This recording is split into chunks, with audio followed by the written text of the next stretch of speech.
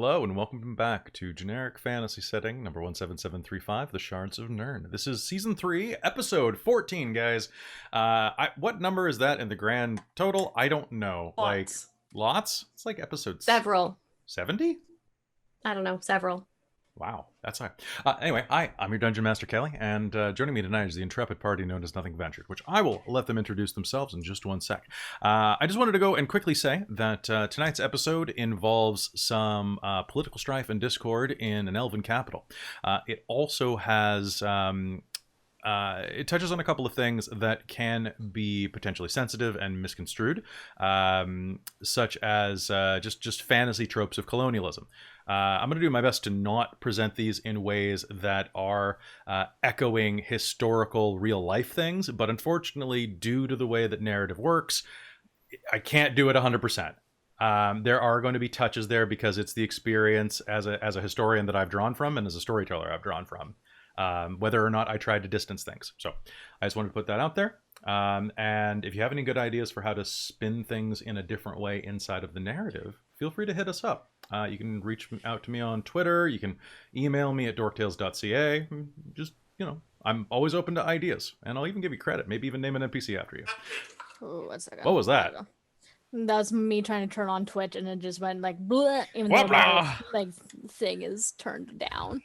Anyway, so that is going to be that real quick. Also, it's going to involve trouble in a capital. So, hey, yeah, that's why we canceled last week, because I needed a week off.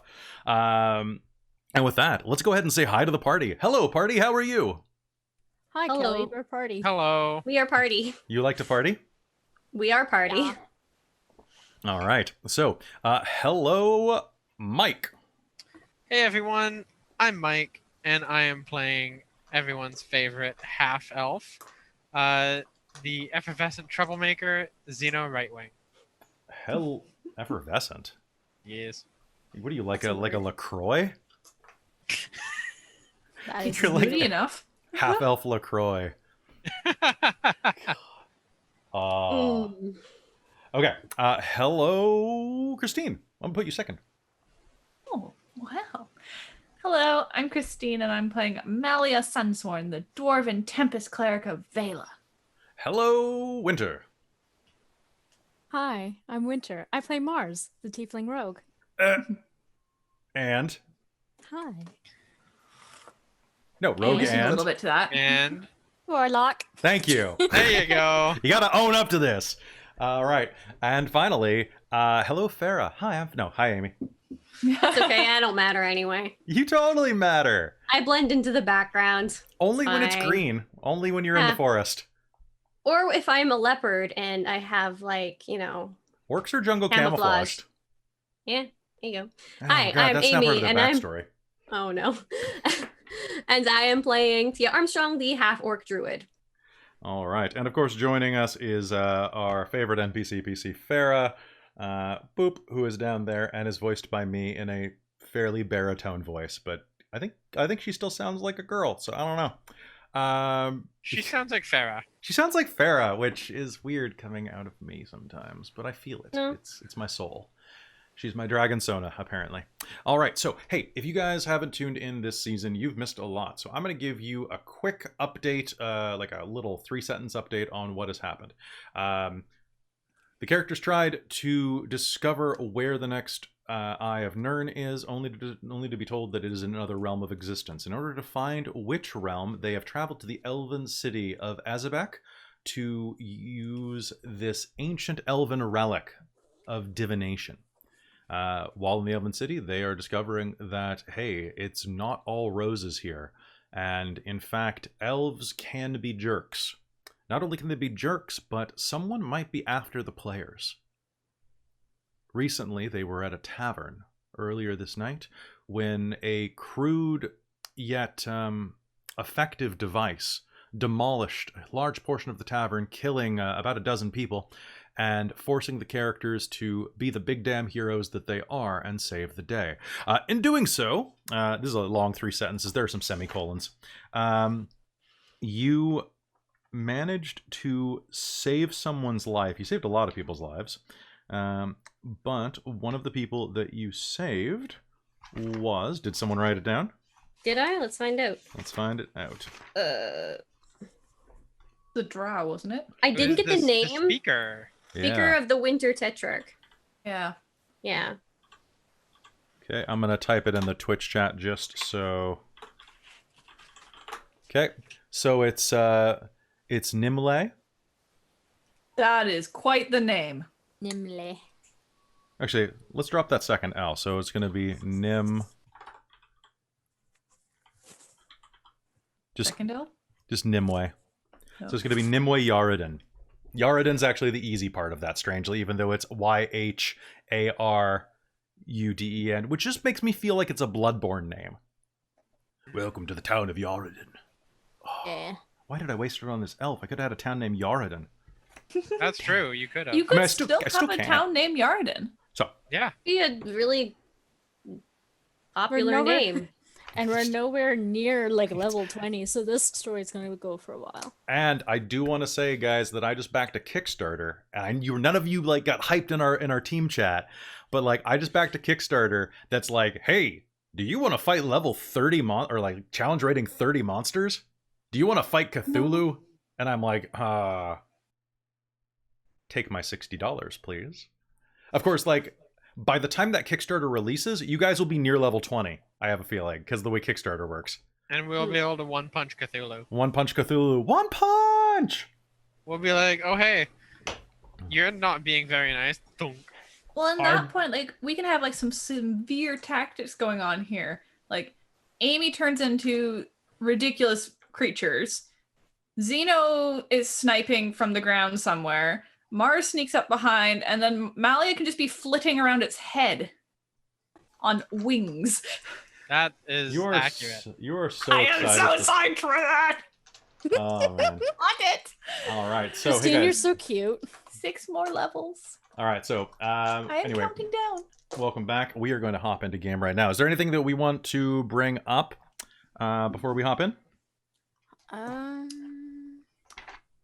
I think that's it. Okay. Is it same night or are we continuing next morning? I think it's going to be the next morning. I think Okay. that I think you need a little bit of distance from this. So, From the fire. from the fire and the flames, cue Sweet. the. I get my spell slot back. Your That's so cute. You and your spell slot. Ah, Oh, you're you a say spell that now. slot. I can say that now. All right.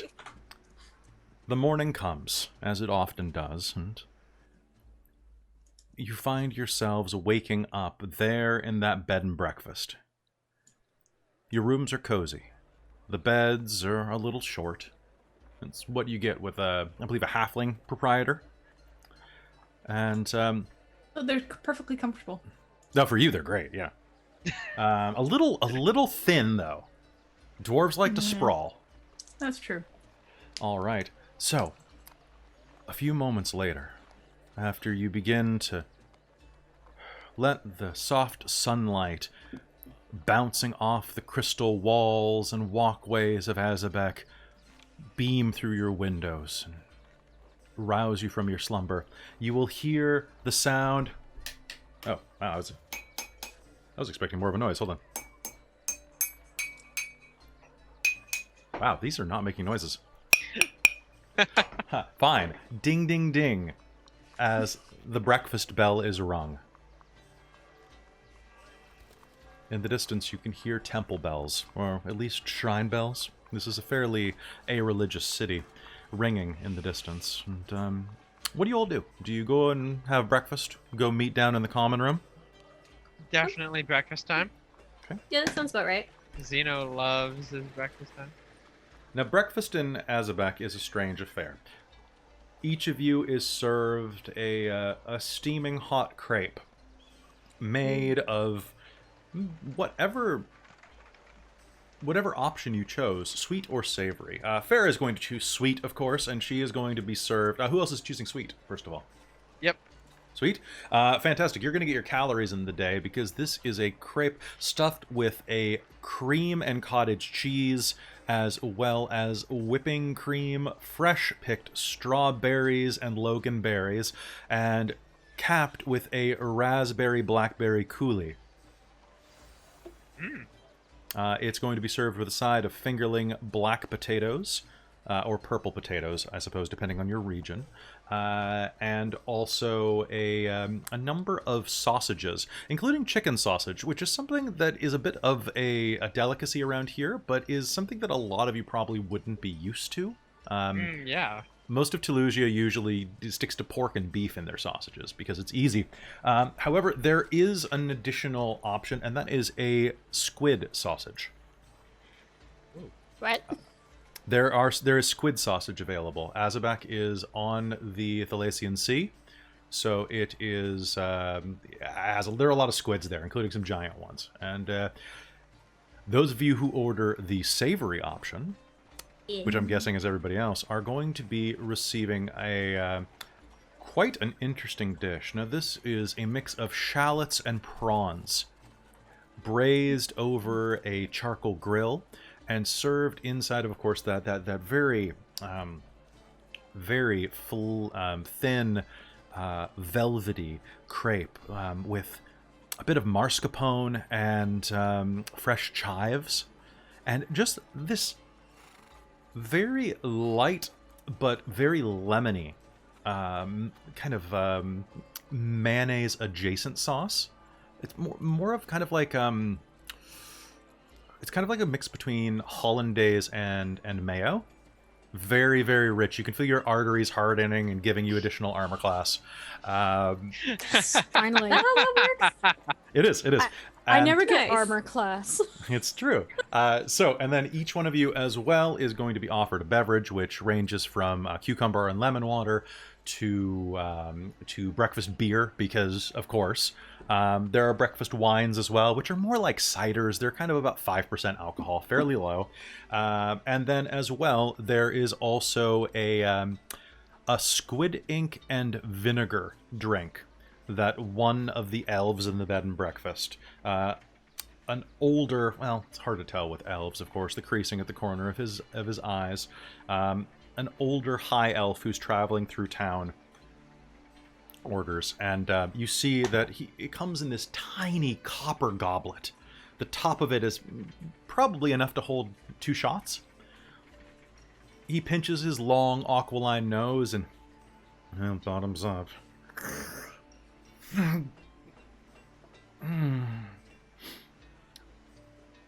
He turns and looks at you and smiles, his teeth blackened by the ink.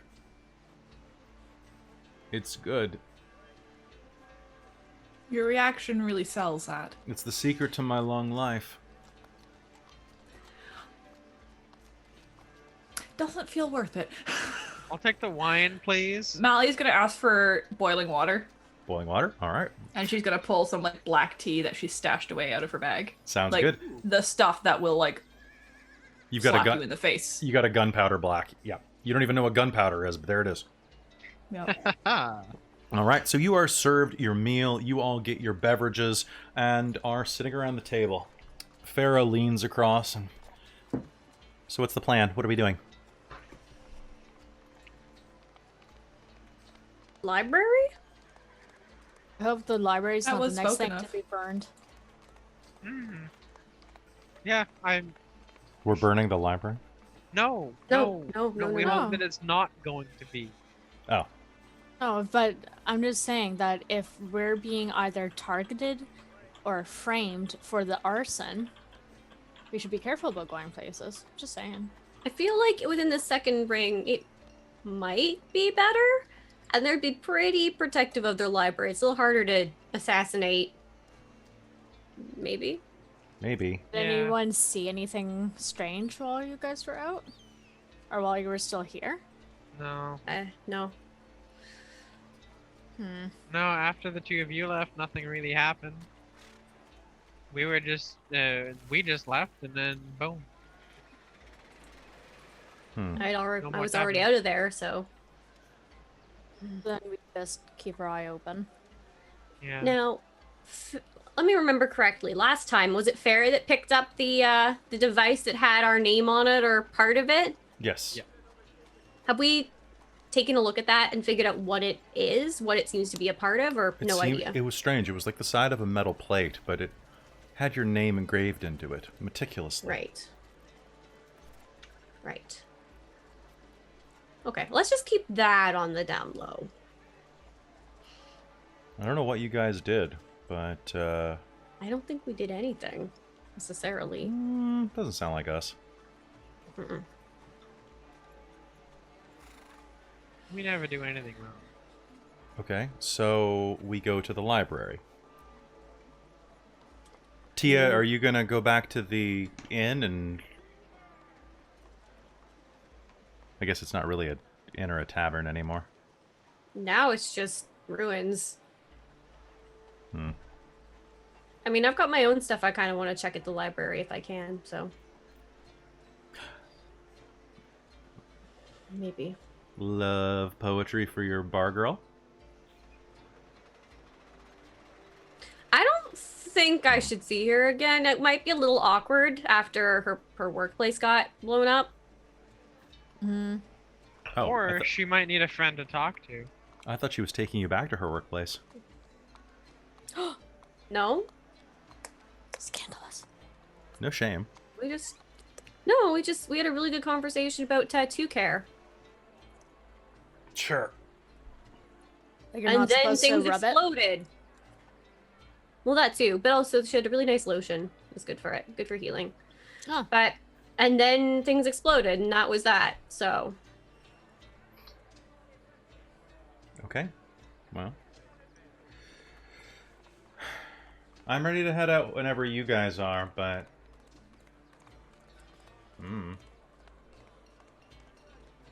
What do you want, Farah? You don't seem too excited about a library. I mean, it's gonna be fine and all. I've got a bit of a headache, and I didn't, Bit of a hangover. you did go pretty hard last night. You were drinking a lot. I Yeah. was winning, is what I was doing. Yeah. Yeah, that's how you win. You can't stop, won't stop. Not sure if that's accurate, but anyways. Like you've ever won anything. I win everything I try. So you don't try? Not really. She gets it. All right, sure. So, fine. Let's go to the library. And maybe, was there anything else we had to follow up with your ex? No, I don't think so. You know, plans to not murder her? Not murdering is probably best. For everybody's sake. Mm-hmm.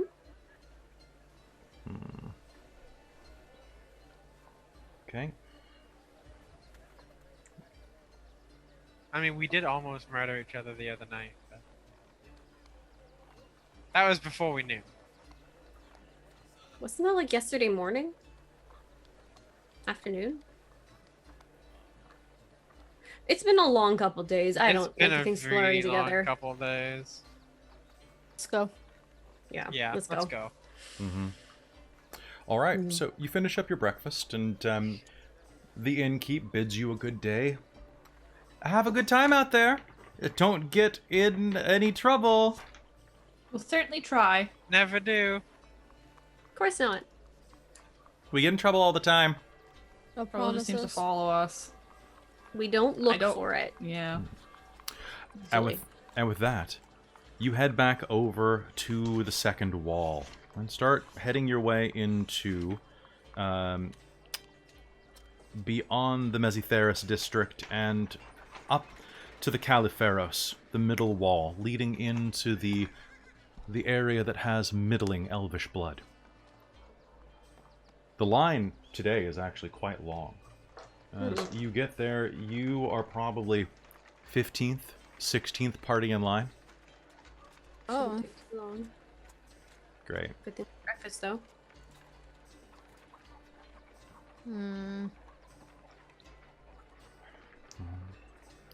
As you are staring at the line, you notice that more people are beginning to line up to get in. Also glad we didn't take too long to get in line. Yeah. Do you wait in line? Yeah. Yeah. Yeah. About 10 minutes later, as you're waiting there, you'll see a familiar uniform of one of the elven police walk up the lane. Mm-hmm. And as you do, you can see the dark uniform swaying into the sunlight from beneath the cloak that this elf is wearing. He approaches. It's a younger agent. Checks some papers in his hand. Xenopher for Rightwing? He calls out to kind of your general area, looking around. I'll poke my head around the other, around other people, be like, "Yep." Mars. Tia Armstrong. Yeah. Malia Sunsworn, and Farah. Would you come with me, please?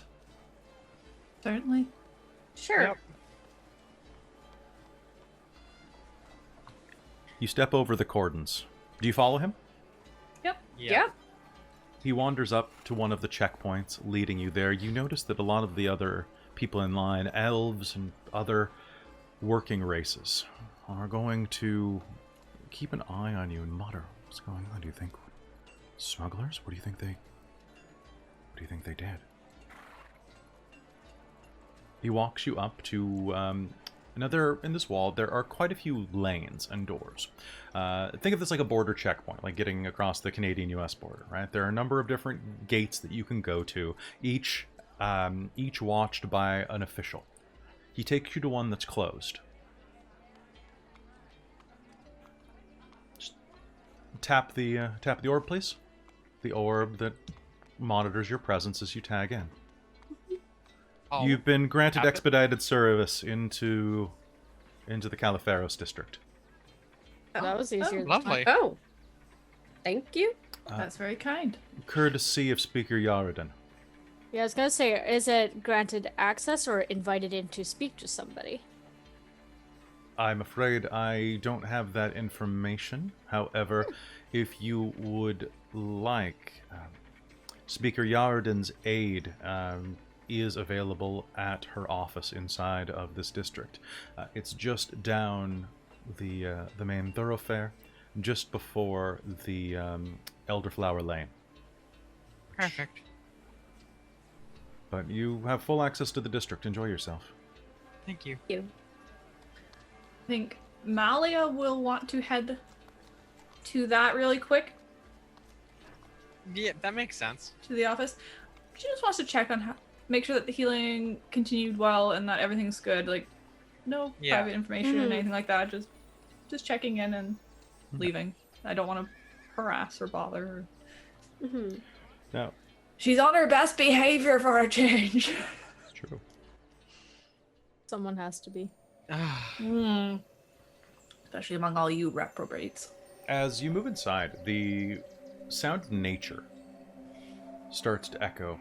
This is where, like I said before, the vines and walkways begin. That spider web off of the mountainside that encases Hazabek. You can hear the sound of people playing harps in the distance. In fact, it's always distant. No matter where around, there's always an ethereal quality to the air and music surrounding you here. But it's distant enough that it feels like the ghost of something yet to be.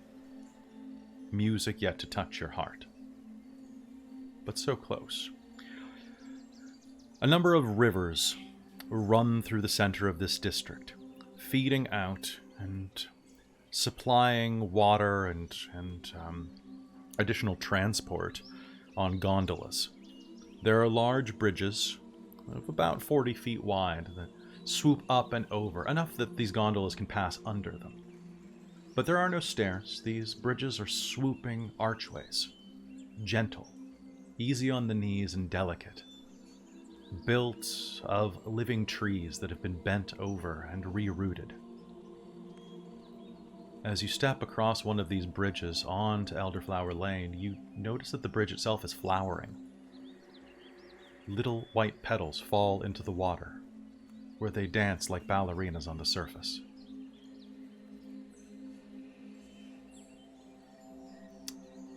a courting couple steps onto the bridge, giving each other shy gazes as they pass.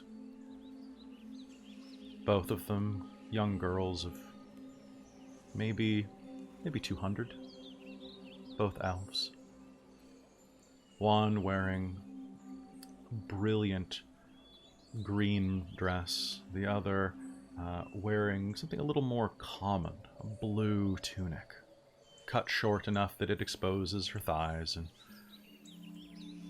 the dark woody skin of her wood elf heritage.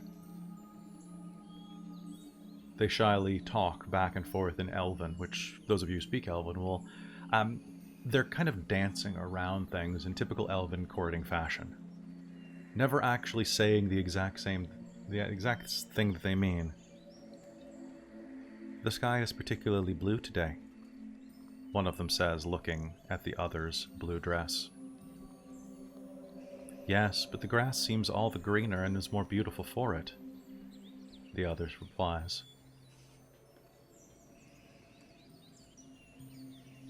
They see you and both flush darkly and continue over the bridge with a curt but polite nod at you.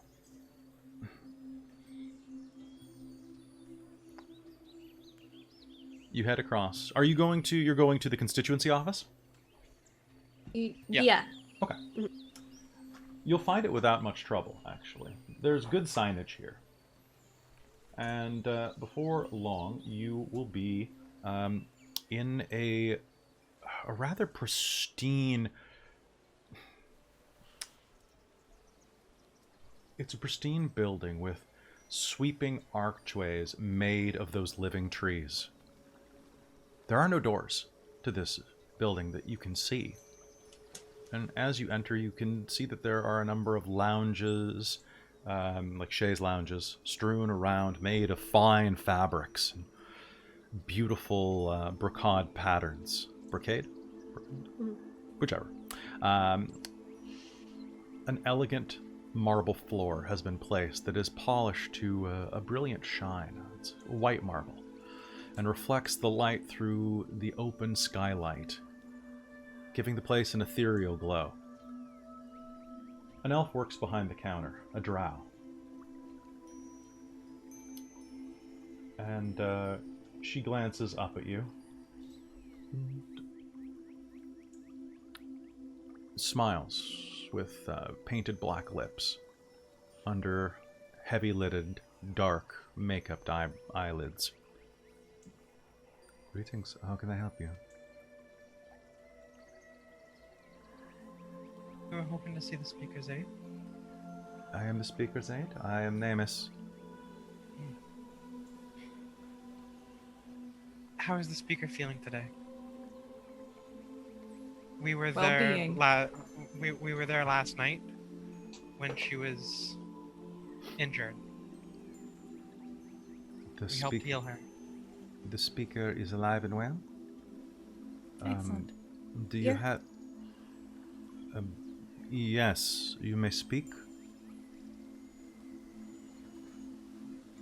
You were saying something orcish. I said that's good. I'm sorry, I could not understand when you said it the first time. Do you have an appointment?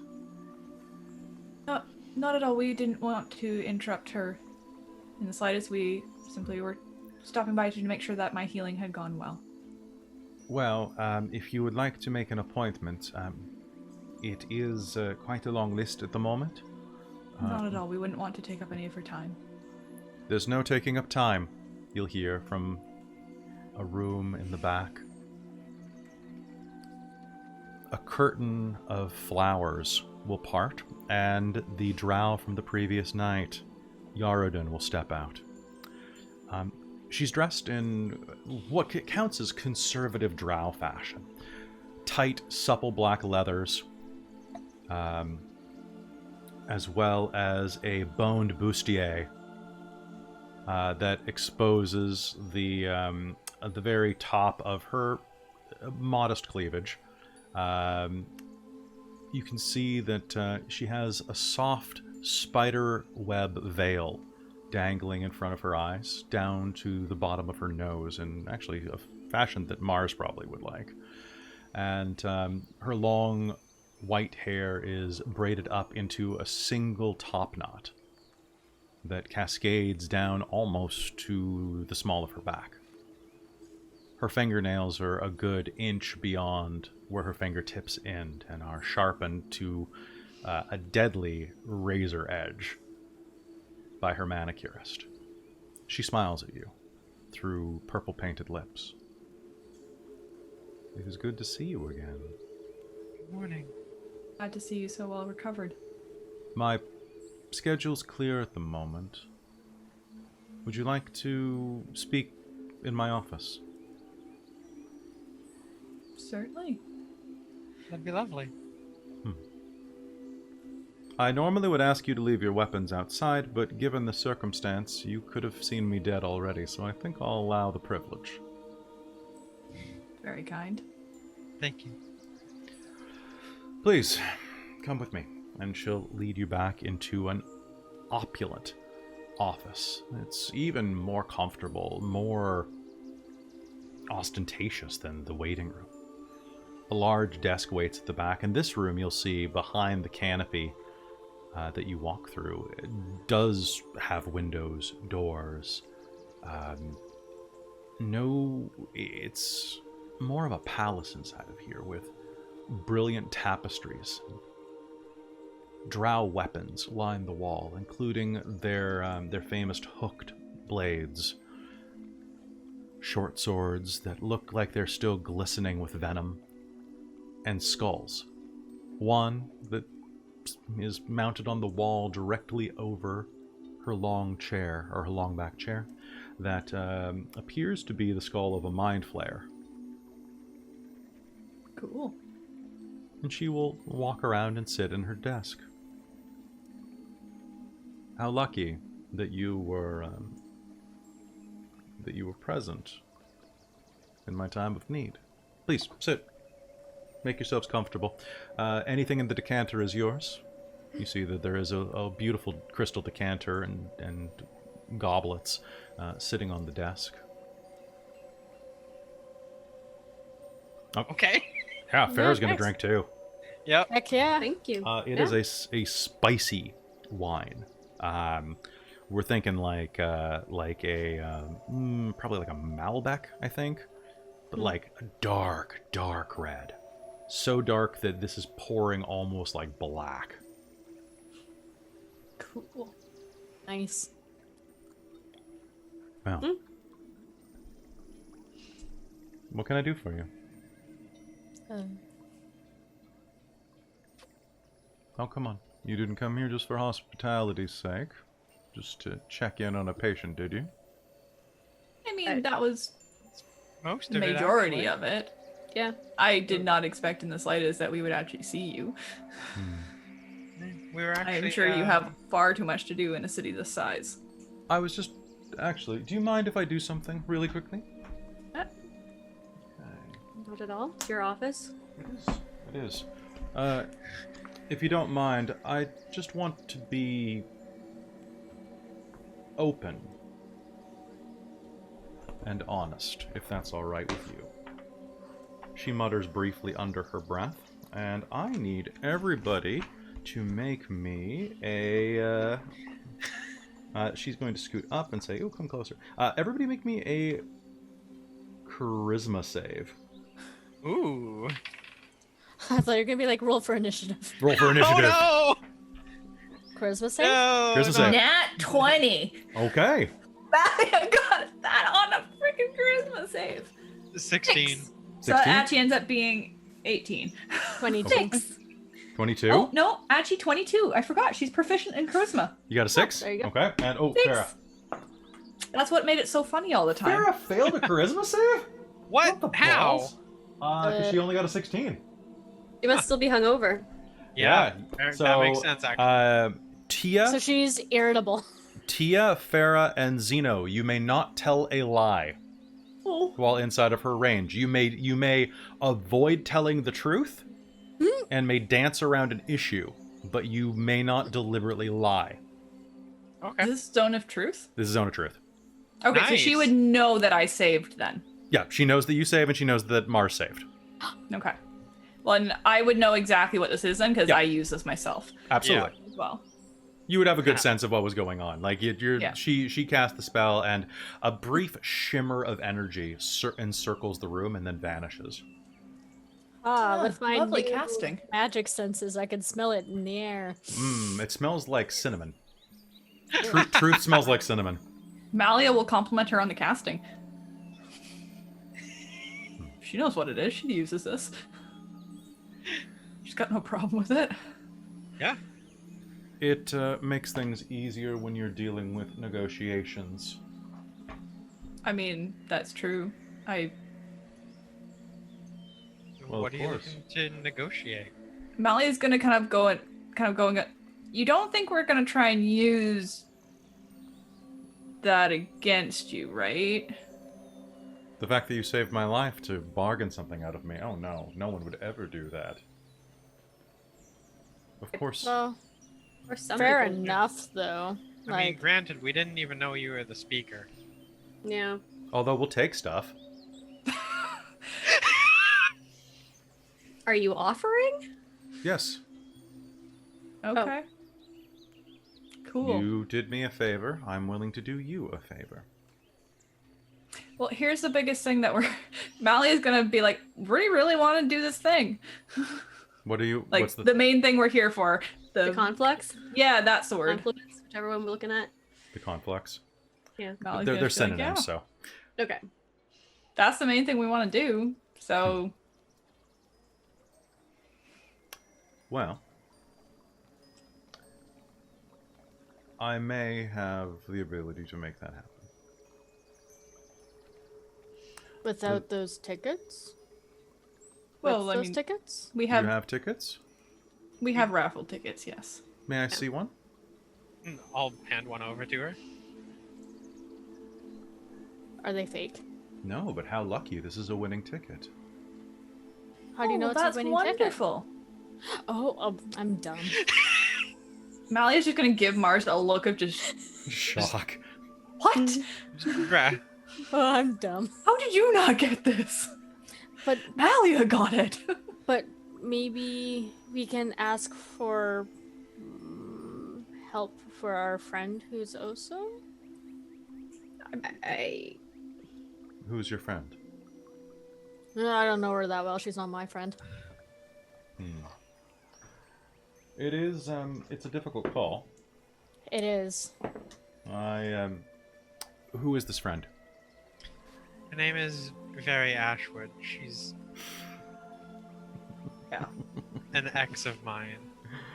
She is an ex-many things, from as far as I understand. Ex-human, ex-ruler. Well, not quite yet an ex-ruler. Almost an ex-ruler. X's and O's. Oh, I'm sorry. What did she tell you? Well, at least last time I knew when she was in town. She did mention that she's very much on the way out. Ashwood Town has been ruled by its city council for the past 3 months. Wonder what my She's family thinks of that. She's a baroness in name. Hmm. But not so much in fame? Absolutely not. I believe they have her signet seal, and that's all that really matters. If she's in town, it's probably to try to do a power grab and return herself to glory. I wouldn't deal with such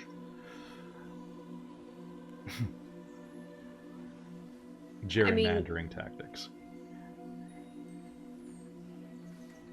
we could always give her the remaining raffle tickets if we only have a winning one. This is true. She That's just what she gets, like, wanted, She right? has her Yeah, equal chance at chance. fate. Yeah. Ooh. Most of the slots are taken. There are a few raffles up for grabs. And I'll have to find a place to work you in. But I will. I have a little bit of pull. It's very appreciated. Can I get anybody here who believes that they would know something about Elven society? Like, you can make me a history roll. Now, this is if you think you know about Elven politics at all. Can I do this with advantage? I have a feeling that Sure. Malia might know a bit. You may. Anybody can try with disadvantage, but if you think, I'll try with disadvantage, I Oh, think.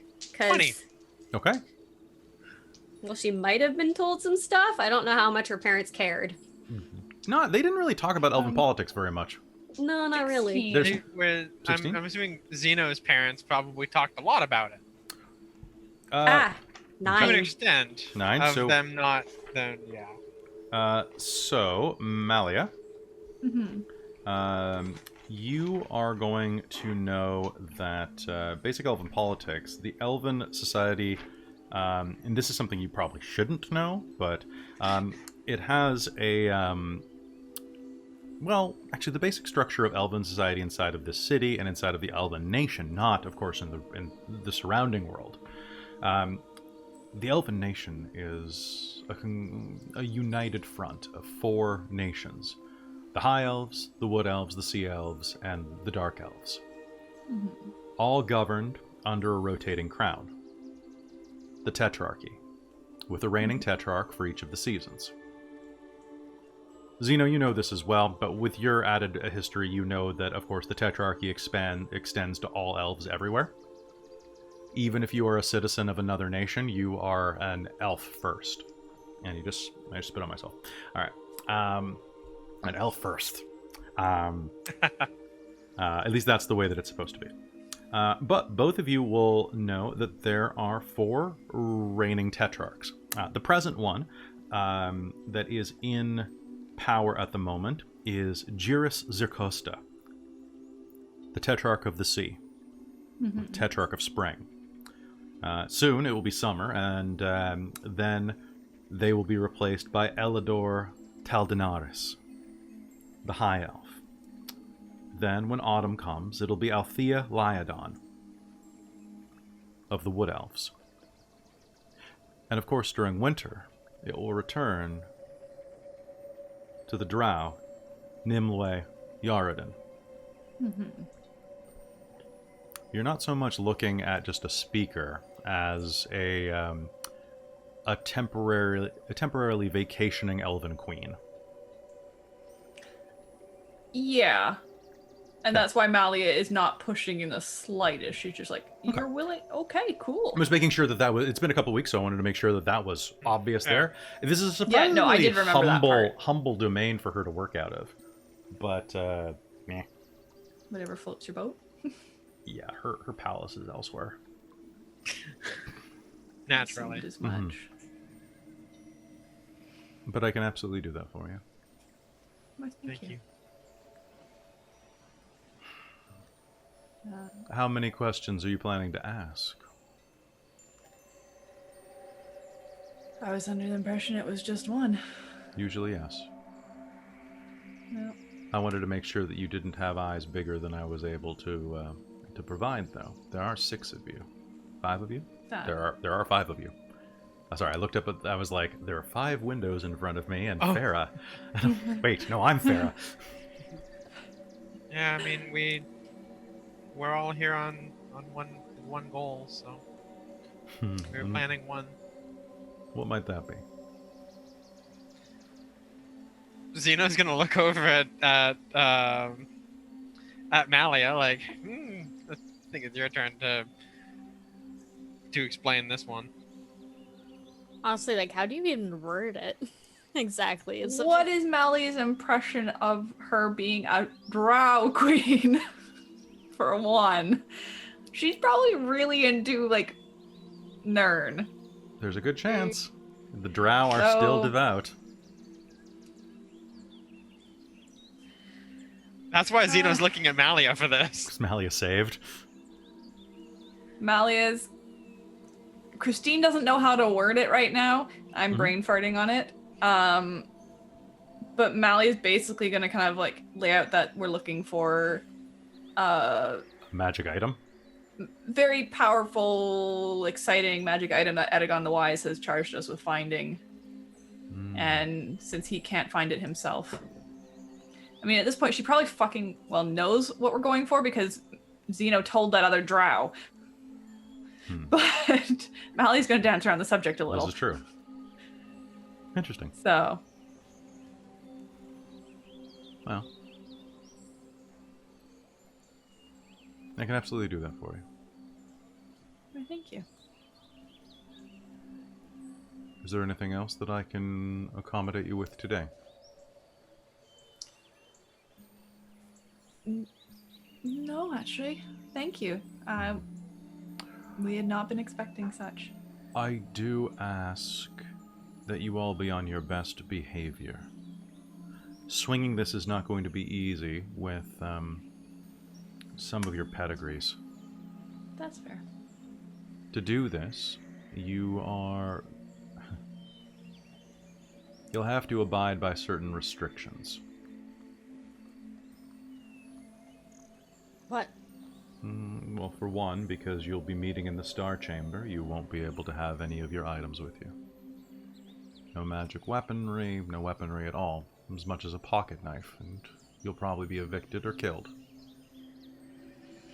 Very good Understood. to know.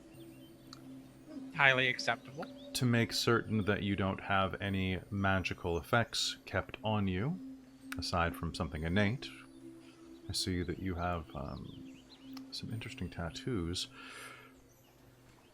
Aren't they lovely? We just got those.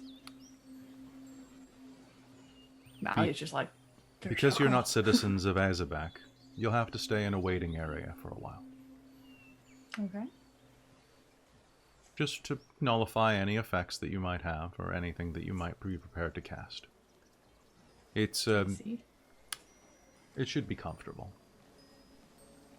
But, it might be a little boring. But you'll get your chance. We've dealt with boring before. I'm sure it'll be no issue at all. Is there an item check for us to leave our weapons, or do we have to leave them at where we're staying? Or You can leave them behind in the waiting room, if you'd like. It's chambered off for different waiting groups. Okay. it's good to know. Of course. We're nothing but civilized. He says, That's true. Of course. smiling particularly at Tia.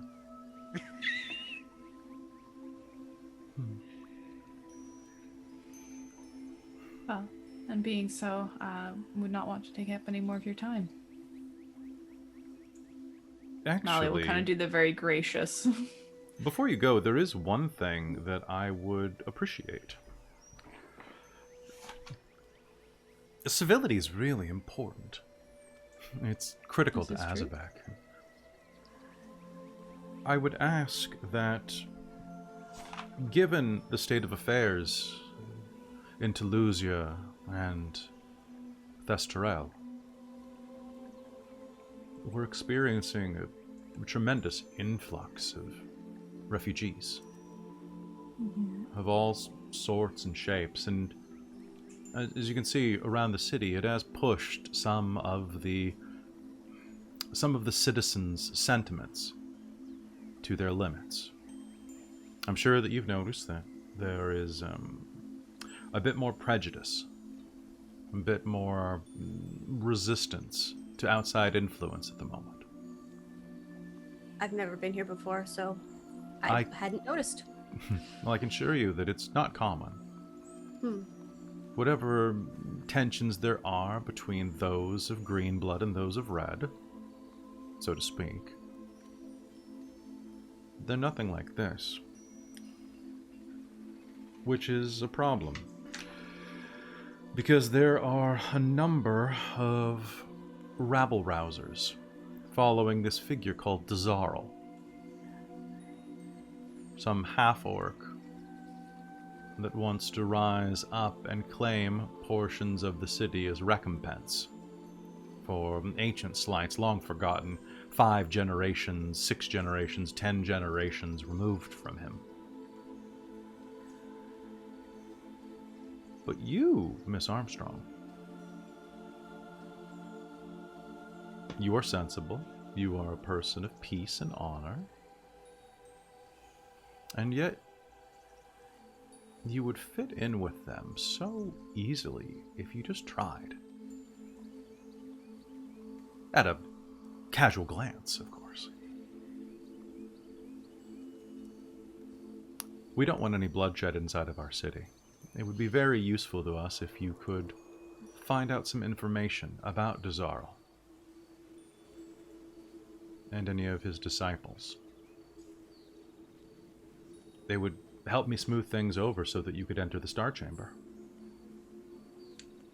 Because you wouldn't be an outside figure of some contentiousness. It's hard to get someone of orcish blood inside of the Spire. But I can see that you do have a splash of real heritage inside of you. And the rest of you are friends to the elves.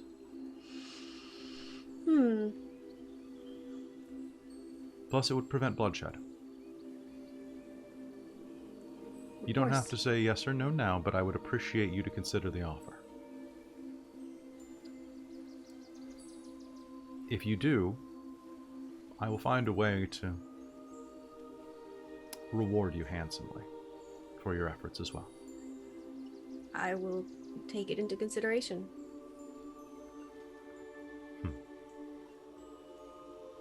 Will you actually take it into consideration, Tia?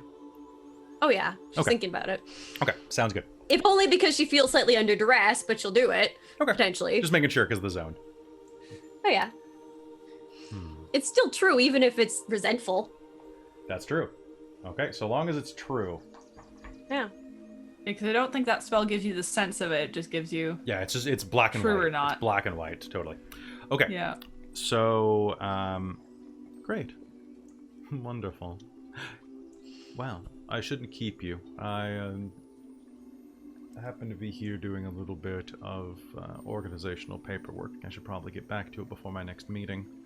Of course. I'm glad that you are enjoying your unfettered access. We're gonna go to the The library lovely now. city. Oh. Well, have fun. It's really a party central. I'm sure it is, but I'm sure that it's absolutely gorgeous. I mean, most of the city is. So.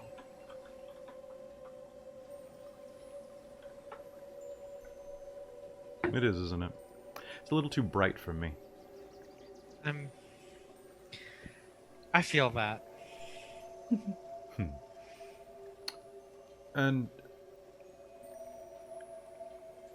are you used to the dark yourself, Mr. Rightwing? Fairly, yes. And how about you, Miss Mars?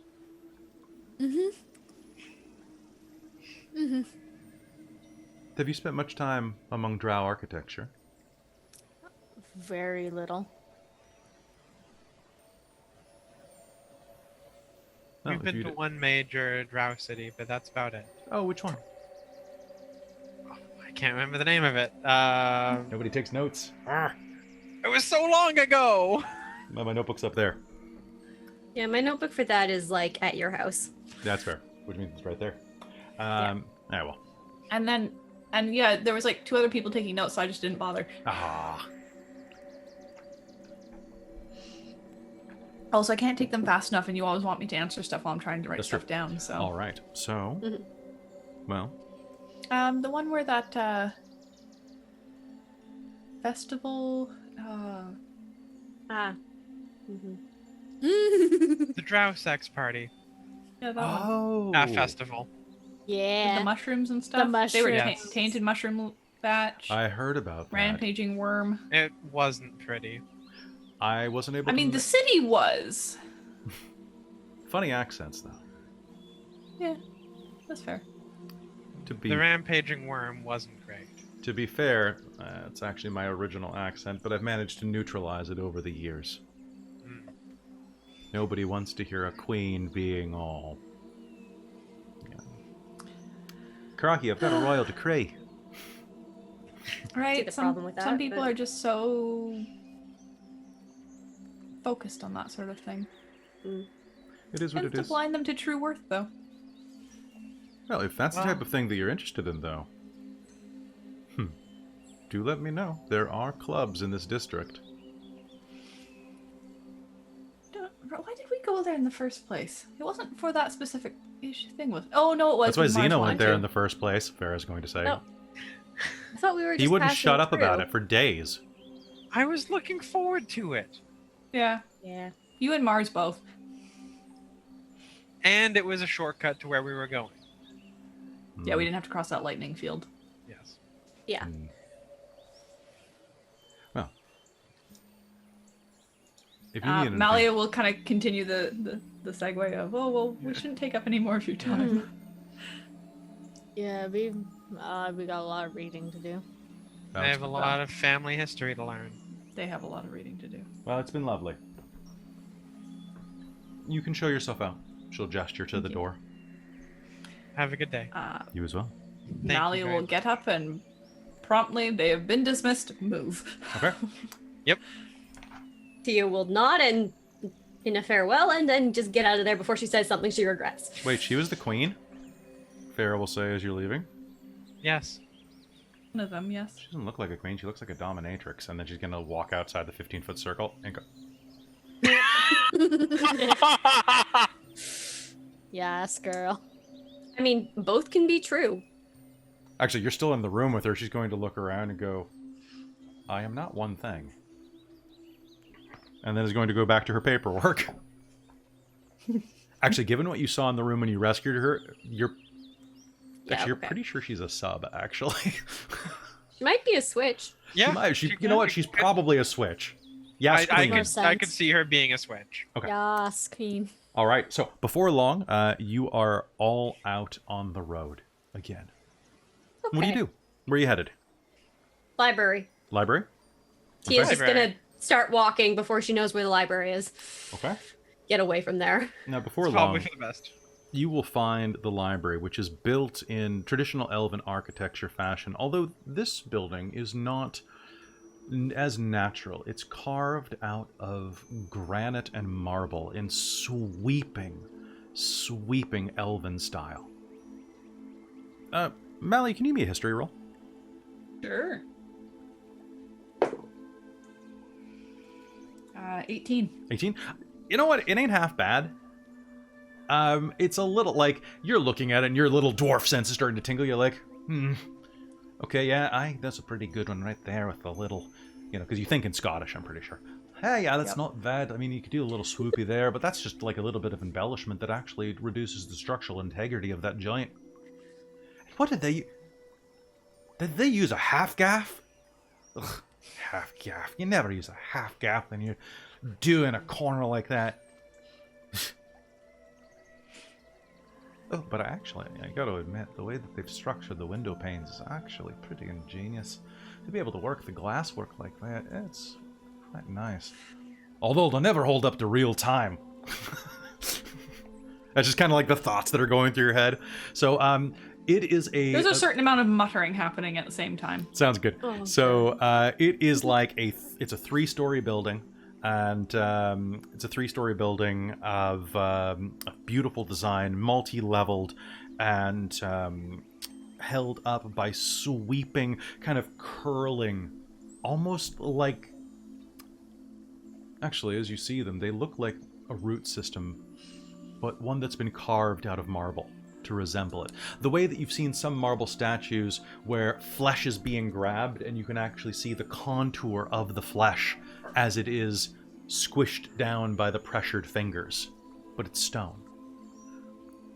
As you walk through, right, the pillars here look like they would be soft to touch, or like they might move if you touch them. Freaky, but cool. The entire building is lit from a tremendous dome overhead, made of stained glass that casts a myriad color of lights onto the floor. A rainbow swirls around as clouds dance overhead.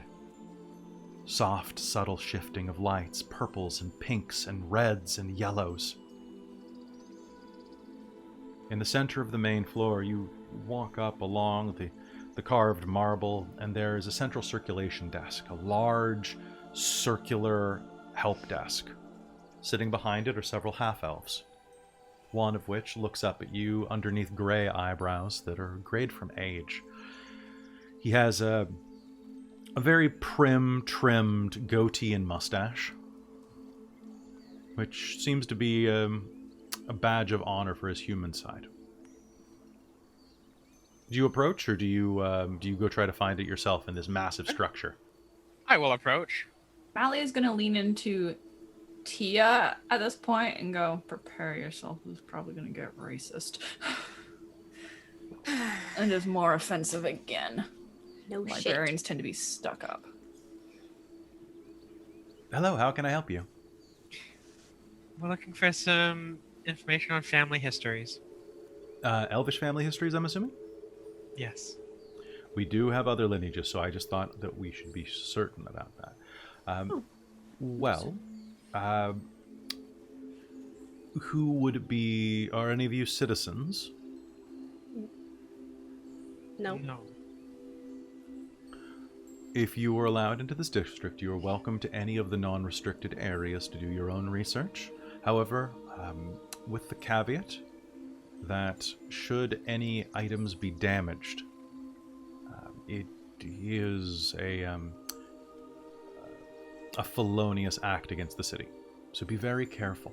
If there's anything that you find that appears to be brittle, delicate, or old, contact one of us. We are properly trained.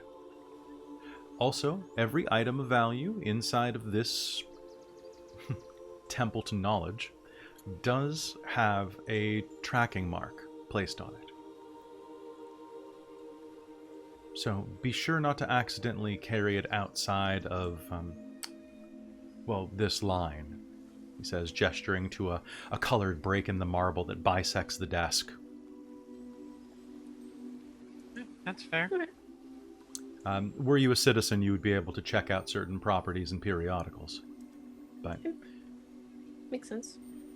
you are welcome to find it for yourself, or I could send a librarian's aide to guide you for a short bit. But unfortunately, we are a little short-staffed at the moment. I think maybe if you just point us in the right direction, we should be okay. Looking for family materials, that would be second floor at the back. You would be following... do you understand the Elvish decibel system? Yes. That should be decimal system, my bad. I've been doing too much sound editing, my bad. I assumed you meant decimal. I know, it's just Elven rock. Yeah! Woo! All right, the Drowish decimal system. The Dewey decimal system. All right, good. Then it should be easy for you. The last thing is that, as you can see, please, and he'll gesture over to the wall where you see there is a series of fountains that are flowing into a large, about a 30-foot long basin with various bars of soaps and clean cloths on a rack running next to them. If you're heading inside, please wash up to the elbow, please. Sure. Fancy. Tia will go do that. Okay. Yeah. Do you know well? Okay. Mally is just kind of being like, okay, when is the casual racism gonna come in? Every other person's talked down to me so far. They've hidden it, but they've still done it. And that does remind me, we don't tend to have these out on the floor, but, miss, if you need this, you can borrow it. And he'll reach behind the counter and he hands you a foldable step stool. Oh, that might be handy, actually. Tia's gonna grab it. Just drop it off on your way out. It's fairly sturdy, so even if you're wearing that rather heavy-looking armor, it should be able to support you for a little while. Oh, it's not that heavy. I couldn't imagine wearing it. It looks... probably weighs as much as I do. You must be quite strong. Potentially. Of course. So please enjoy. There are, of course, sliding ladders circulating as well, but if you need to reach something on a higher shelf that doesn't have a ladder nearby, that should help. Thank you. Great. Well, if you need anything, we are here for you. Hmm. All right, and off Tia Xena will will go, I guess. Okay. So wash you guys. hands and stool in tow. All right. Yeah. Yep. They only gave you one stool. It was a sample. That made Malia relax a little. It's like, okay, they're not doing ulterior motive stuff. There was the casual stuff. Yeah, basically. Because For it was like, now. they're being too nice. Hmm. This is weird. I've not encountered this in the city yet. Doesn't Yeah. seem quite right. All right. Tia's So still What's grumbling your about motive? green blood. Excuse me, mine's red too. Yeah. she said yeah. so to speak. I know she's grumbling about it though. That's fair. All right. So in the library, what do you guys want to do? What are you looking up? They're looking stuff up. Malia's just here. Okay. So this library is a cornucopia of knowledge. What you may do is, if you want to look for any details specifically on something, you can make me a history roll. Okay? You may now have access to be able to look this stuff up. If you are not looking for something yourself, you can assist another person to give them advantage on this roll. If you want to look something up for yourself, this place has all manner of knowledge. It is an immense library, equal to any university library you would find on Earth. Nice. Basically, consider this like the New York Public Library, like that type of size. So fairly immense. Probably should have put some like griffins out front. So what do you want to look up? Who is researching? Raise your hand. Researching. I'm- Ooh, Mine's really dumb, so it's okay. That's if I fine. last. Hey, nothing's dumb. nothing's dumb at all. No, this is the lore drop episode. What do you want? Yeah, do it. So basically, Mars is just like gonna be all shifty, but try to look for books on how to magic. Okay. Aw. Magic for dummies. Magic for dummies? Okay. So I actually am going to ask for an Arcana roll from you instead of a history roll. Do you not have any Arcana? No, I actually did have Arcana from before. Okay. And then I was everyone... oh sorry, 18 on that one. Oh, damn, really? Oh, that's good. So, real quick, Malia, are you helping somebody? Sure. Who are you helping? Whoever co-ops her. Okay. Who's gonna... Tia might grab her. Yeah? Whoever grabs her first, basically. 1 sec. Like, hey Malia, can you help me with something? Yeah, sure. There's probably not much to look for, so. Okay. I mean, if she so- gets bored with helping people, she'll eventually go looking for, like, brewing stuff. Sounds That's good. fair. Or maybe, like, Way- religious stuff. Yeah, the way I see it is like Mars is kind of like feels different and might be a little bit more in tune to there being a change, and she's just like going with a gut feeling, being like, That's Maybe the best she's I can born put with it. Maybe it's Maybe Nyrn. it's Nyrn. My girl. Okay. While the three of you are off doing stuff, Xeno is visibly having difficulty finding what he's looking for. All right, what'd you He roll? rolled a 10. A 10? Okay. So I need to roll history for this? What are you looking up? She's also looking up family history stuff, so maybe in the same general area? Okay. Okay, Can so you what do roll I a have to- disadvantage, Amy? Oh, okay. Do I have to do anything to give help? Well, I rolled a 2 if I'm doing with disadvantage. No, you just can offer. Oh, you were helping Amy specifically? I'm right? helping Amy, yeah. Okay, then Oh, never mind. and- You can roll normally. And Kelly, Okay, in I'm gonna- case if you yeah. missed it in the chat, we are redeemed a drama bomb. Oh, there's a Yeah, I just drama saw bomb. that. Ooh, don't worry. Oh. I've got an idea. Okay, if I'm rolling this straight, it's gonna be a 24. A 24. Yes. That's Okay. better. Thank you. All right. All right, Xeno, you got a 10. Farah has a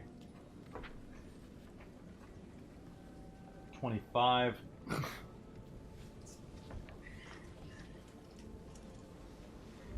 Okay.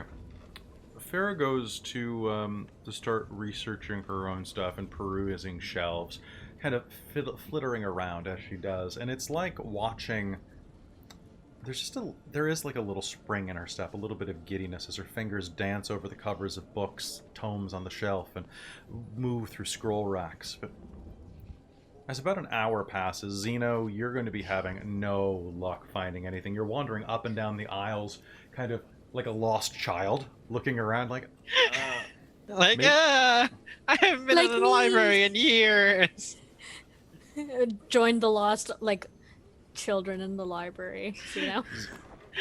A few minutes later, as you're just getting incredibly frustrated, you'll feel a presence behind you. You suck at research, don't you? Farah says. I really do. I was never good at it. Okay. Rightwing.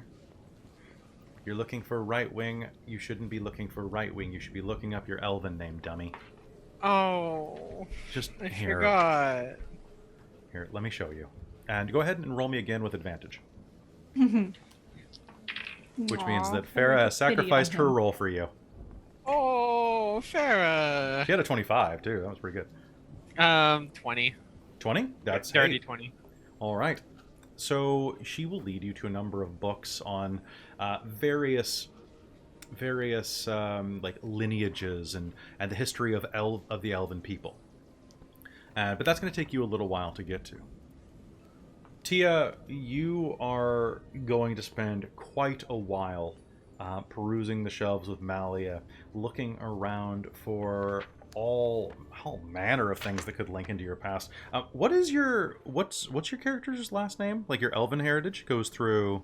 So she knows her grandfather's name and her father's name. So the furthest back she knows is Ilthuranil Talasvanath. And I believe he's a wood elf, I think. Okay. That is quite the mouthful.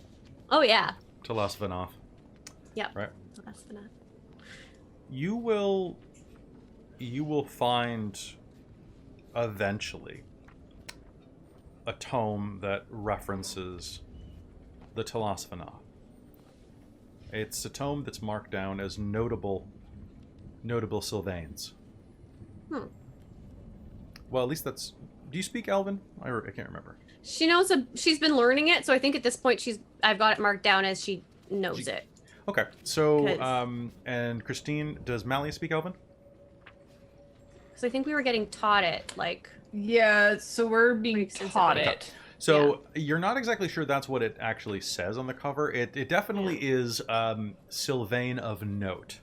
Mm-hmm. However, the word for like the of notice is very ambiguous. You don't think it's actually the positive form of that word. Ah. Especially once you So, flip through it and see that it has a series notoriety.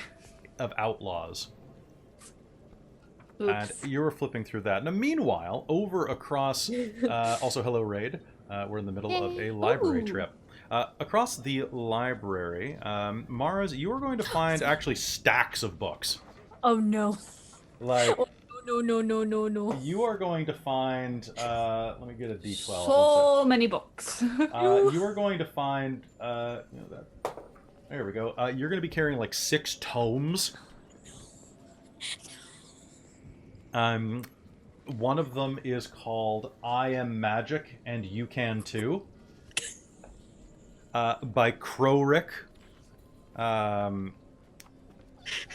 Crowrick Picklebottom. Okay. Hold on. I Am Magic and You Can Too. There we go. Sorry, I That's have such to a write that. Mara's book. I have to write that down later. One is the annals of Isla Dora LaRue. I imagine like one of these tomes is a pop-up for easy reading. There is a small pop up by let's see. So that's Ella Prix's Big Book of Magic.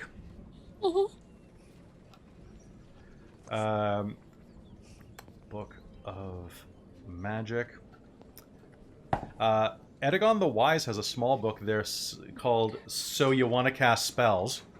I imagine his picture of like basically him as Danny DeVito being like, It's Danny DeVito. Kind of. So you want to cast spells, and then you will find another one that's like, God, what would it be? Eldritch Pax into you. Yeah, that's me. By It's for me. by Veloxel Hellblaze. Oh. Okay, cool. Oh no. I guess I better start reading. All right, so you are going to peruse here. What kind of things are you trying to learn about these? I don't know what to do. Like, how am I supposed to just like know? How does Malia do it? Connect the dots. Well, you will see that as you're looking at, which book are you looking into for this? Which one looks like it would be the most like? Probably the one about Eldritch Pax by Veloxel Hellblaze, Yes. which is partially written in Infernal, by the way.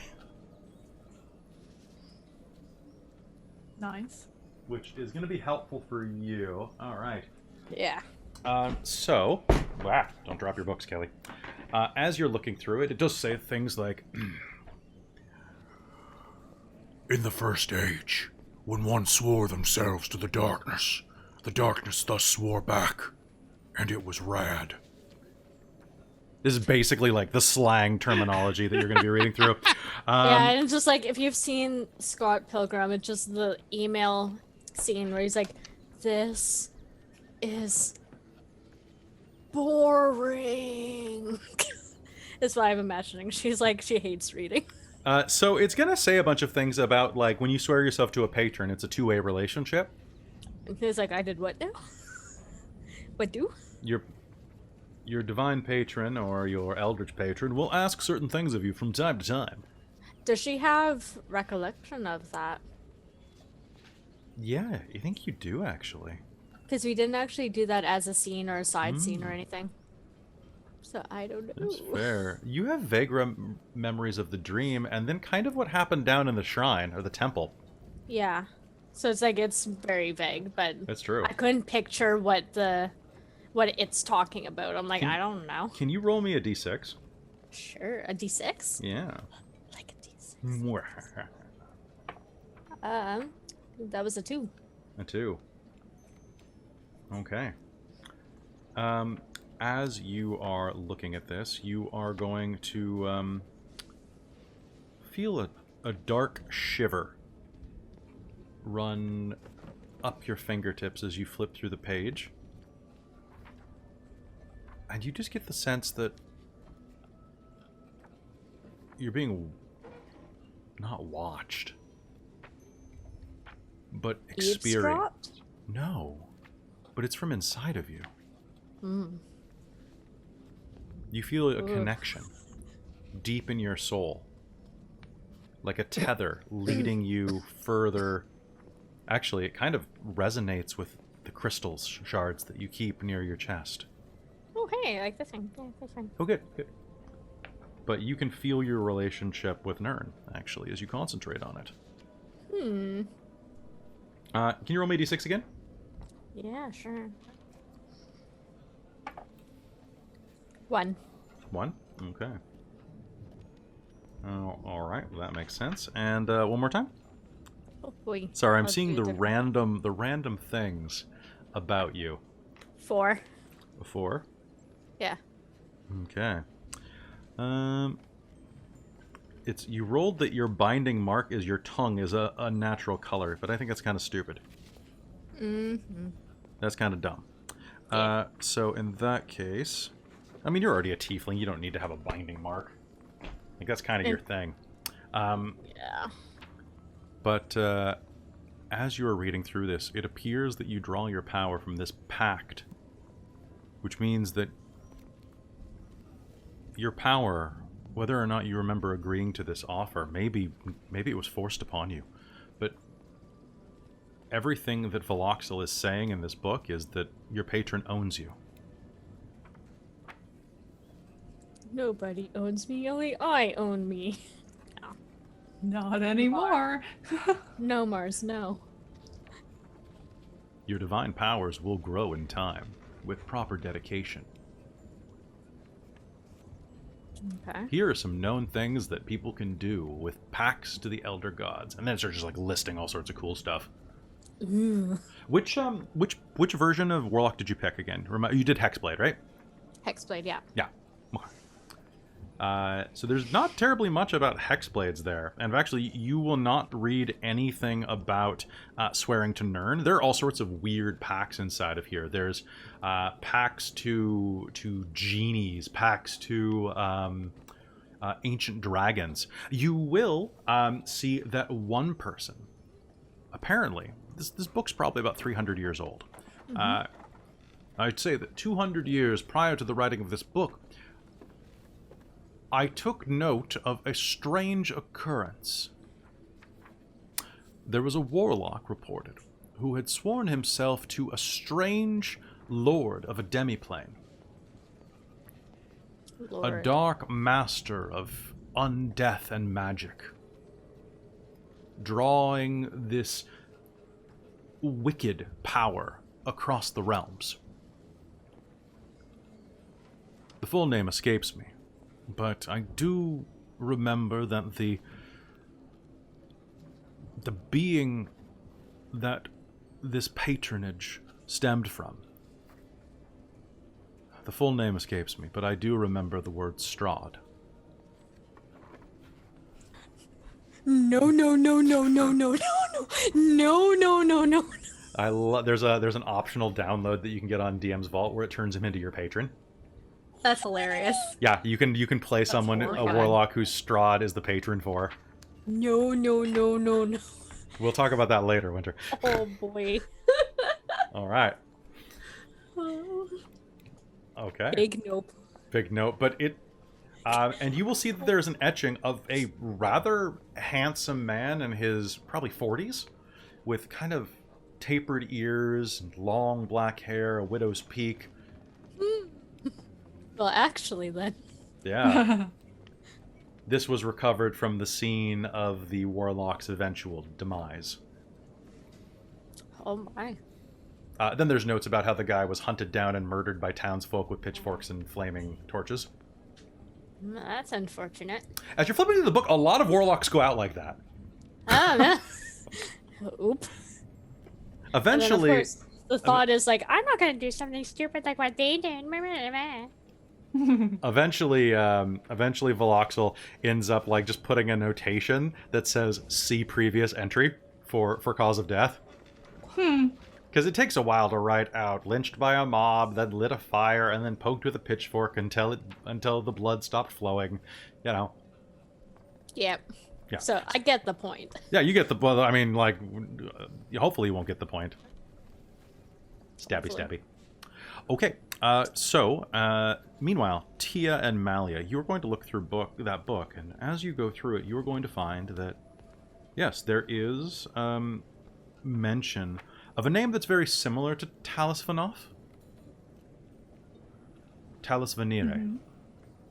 Which, if you remember correctly, with Elven name conjugation, is probably related. The beginning of a name is more important. Like, basically, it's names change throughout generations and through evolution. So the Talis is probably... Because, like, Tia's father's name is, like, Talanath and hers is Tyrath. So, like, if you don't know the name, you might get a little lost. But if you do know the name, it's very easy to trace ancestry. Yeah.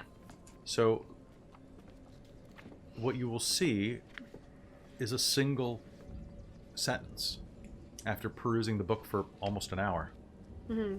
Talis Vanire, traitor to the Tetrarchy.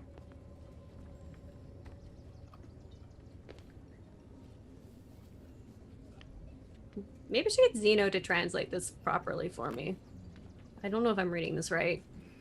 Across Yeah. the library, Potentially. Zeno and Farah, you are looking through these tomes, and you will find history of the Elven people. Yay! And as she's flipping through it with you, this is an immense tome, by the way. When I say this is an immense tome, it is probably 12 inches deep. Oh! The Oh, that's spine big. cracks, and as you start to open it, Farah's going to smack your hand. I will do this. You know, I trust you implicitly. Damn straight. The Thank you elves... for helping me, Farah. Well, you have to help me look for what I want after this. Of course. Let's see. Okay, so... Rightwing. Okay, Rightwing translates as what? They just told you the other day. It was... do you remember the original spelling of Rightwing? I wrote it down, but I've got a lot of notes for here. Oh, no, I don't remember the originals. Oh, How many games ago was that? it was like a month ago. Hold Yeah, it was on. about a month ago. And we had never actually spoken about... I said it to you. I know that for sure. Yeah, you did. You that's said Danny, it. That's Danny Trejo. That's too far. There's Teresa, then there's Callus.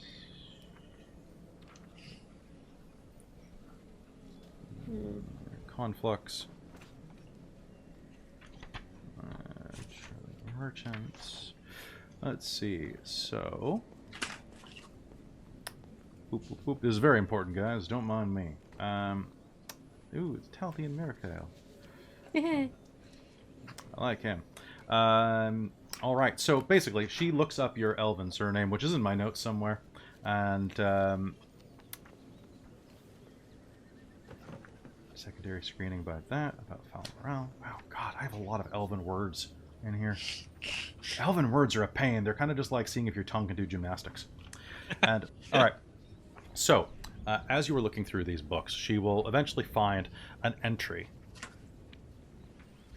Rightwing. She says, of course, in Elven in the correct name. Rightwing. And as you look at it, you'll see traitors. Traitors to the Elven throne. The Rightwing family, some 1,000 years ago, attempted sedition.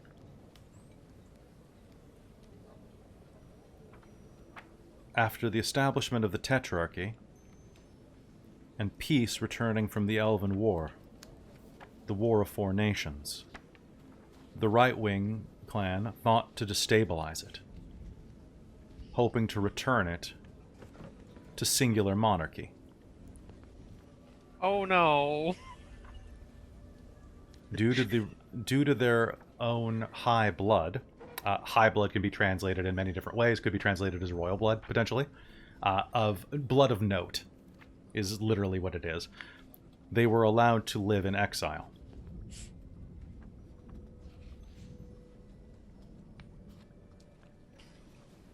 This was fortunate,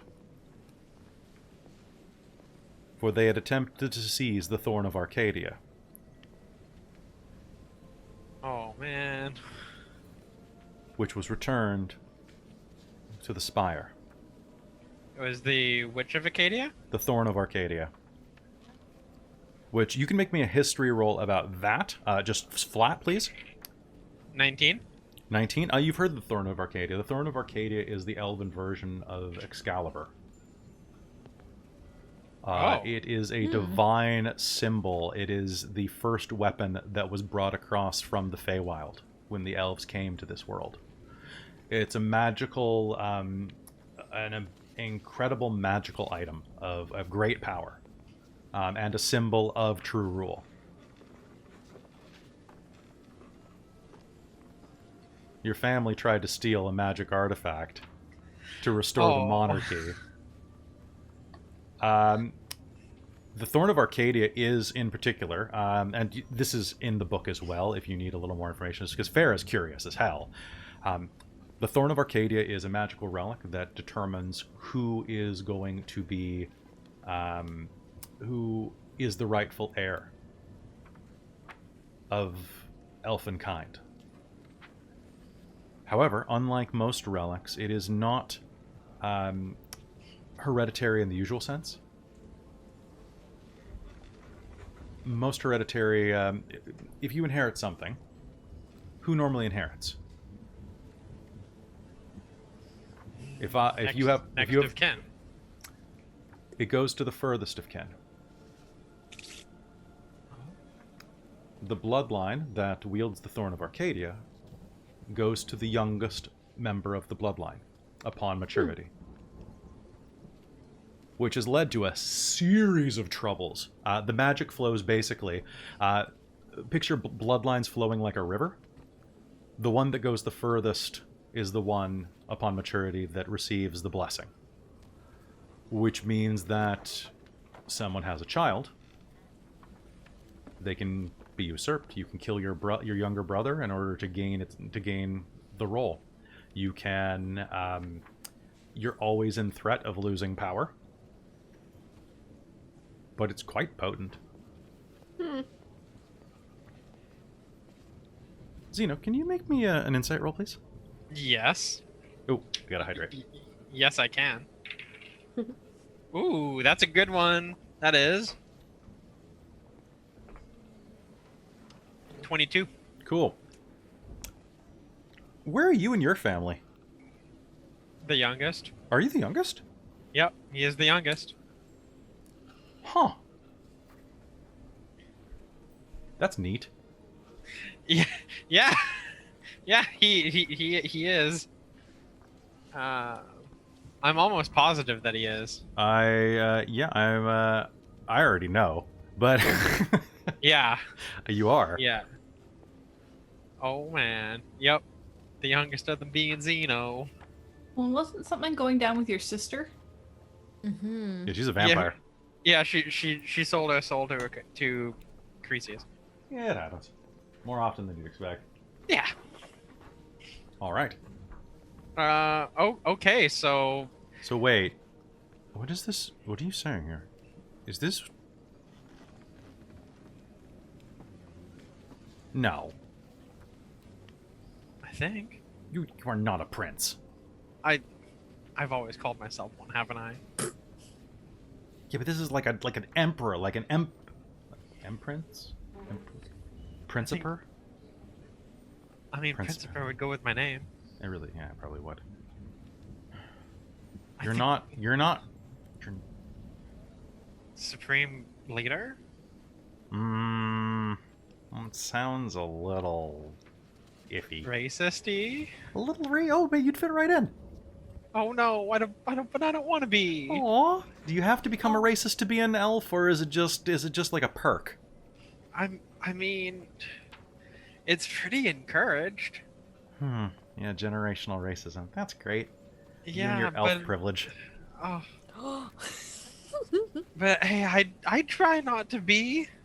It's about this point that Malia and Tia are. You said you were going to go look for them. Mars, Yeah. you are sitting at a nearby table, just like your hair's all messy. You're like, all right. Okay. I don't even want to know. So you will see Farah having one of these looks on her face. Are you okay? Xeno's head's not going to be able to fit out of this building if this is right. Well, okay. Could you It's pretty translate right. something for me? I think I'm reading this right, but I'm yeah, not. sure. What? She'll hand over the book with the entry. Traitor. Yeah, I got that part, but Okay. what else does it say? Which part? I mean, traitor to the Tetrarchy. Is that all it says? Is there anything else in here? Stricken from the books of names. What else did I tell you originally that you're trying to get clarification on? All I have is traitor to the Tetrarchy. If that's all it says, she's gonna be like, "Is that really all it says, or is there more? Did I read this correctly?" Yeah, you basically did. I mean, you're looking at the Book of Criminals. I what? She'll the- flip back to the cover. The book of those we've taken note of. It's a polite way of saying the ones we're watching. This is the most wanted list. Oh, Zeno, is your family in here then too? No, nobody wants Xeno. I mean, probably. Like he might be related to someone that's on the list. Might as well look. Oh, Mars is here. Hi, Mars. Oh hi! Oh, that's a good picture. So, Are you? Amy, did Tia actually say that in out loud? Oh yeah. Like, oh, you, well, I mean, probably. Apparently, my family tried to seize the throne. They let you back in the city? Well, Guess Apparently, it's that's far odd. enough. Yeah, it was Hmm. 1,000 years ago. They tried to reform the monarchy and overrule the tetrarchy. But that's like only 2 elf lifetimes ago. That's like 2 elf lifetimes ago, so that wasn't very long ago. It's like your grandparent, or I might also be the heir of all elvenkind. I'm sorry. I'm sorry. What? How do you get that? All right, so there's a thing called the Thorn of Arcadia, and it's what determines the rightful heir of elvenkind, and and it goes to the youngest in the bloodline, and my family was the last one with it. Well, I don't. Officially. Isn't that completely like? But What's the word I'm Sounds like looking they for? stole it. Outdated? How does that It's count? super outdated. But if they, They so literally it works tried even to- if they stole it. I don't know. But either way, I would they- think there would be a certain amount of how about no in that. But yeah, they literally tried to reform the monarchy and can see why that overrule would the make them 4 ruling incredibly- powers. Unpopular. But yeah, Zeno, can you say that again though? You would be the what? The rightful heir to all elvenkind. Thank you. Oh, wise and powerful King Zeno. At this point, Zeno kind of like Zeno he just cracks right up at that because Please that's hilarious. help me. My child. She's very sick. It's the At this, baby. Ferris Mally just is holding one desperately of the trying to keep books a up. straight face. Well, Very sick. Okay, so where is the Thorn of Arcadia, though? It's a magic item. It's a magic item in the spire. It's part of the spire. It's the tip of the spire. Okay, so what can it do? Ooh, I'm gonna go look that up. One sec. Okay. oh, All right, and she's gonna rush off into the bookshelves and. so okay. If my great I don't know. That's not the name of my my grandfather. But is there any other information I could find about this? Like, what about those books? If I found the criminal section, and Tia's just gonna start looking at more books, being like, please, more. Please, library, You some can more, please. you can make me one more history roll. Okay. Is this one with disadvantage or regular? Because like, If anybody's helping, Sorry, you can roll bullshit straight. okay. Anyone helping? Disadvantage it is then. No, I'll help. Wait, what do I do? I'll help. You'll help. I help? You just say you help. I Zeno's helped. way too distracted. Yay. Oh, Mally's just like no more, no no more. history. Then oh dear. Hold on. 13. 13. Yeah. Glancing through, you will manage to, after a few minutes of searching, Farrah's going to return with a big tome of like elven magic stuff, and is going to go, and is going to start pouring through it. I've got an idea. I've got an idea. I've got an idea. I've got an idea. Not. It's not going to help you, but it's going to help me. It's going to help me. I'm going to know something. Okay. You are going to find a single book, written in common by Cleon the Elder, an old human scribe who is the Toulousian equivalent of, say, Tacitus or Pliny the Elder. I mean, they're both elders. That makes sense. In all of, let's see, how would this begin? There are a number of persona non grata among the elven kind. They are a race that prefers to not slay kin, kin being the entire race, when exile is appropriate. But at times, such punishments may be dealt. However, there is one punishment dealt even greater. To be stricken, forgotten by all of the books of names. This is reserved for the most heinous crimes.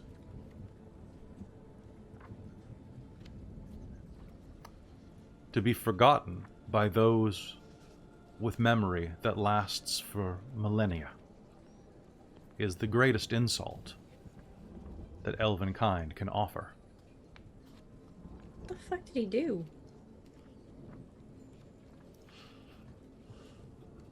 I continued my journey from Dog Run Bridge, which, of all of the great bridges, is the third.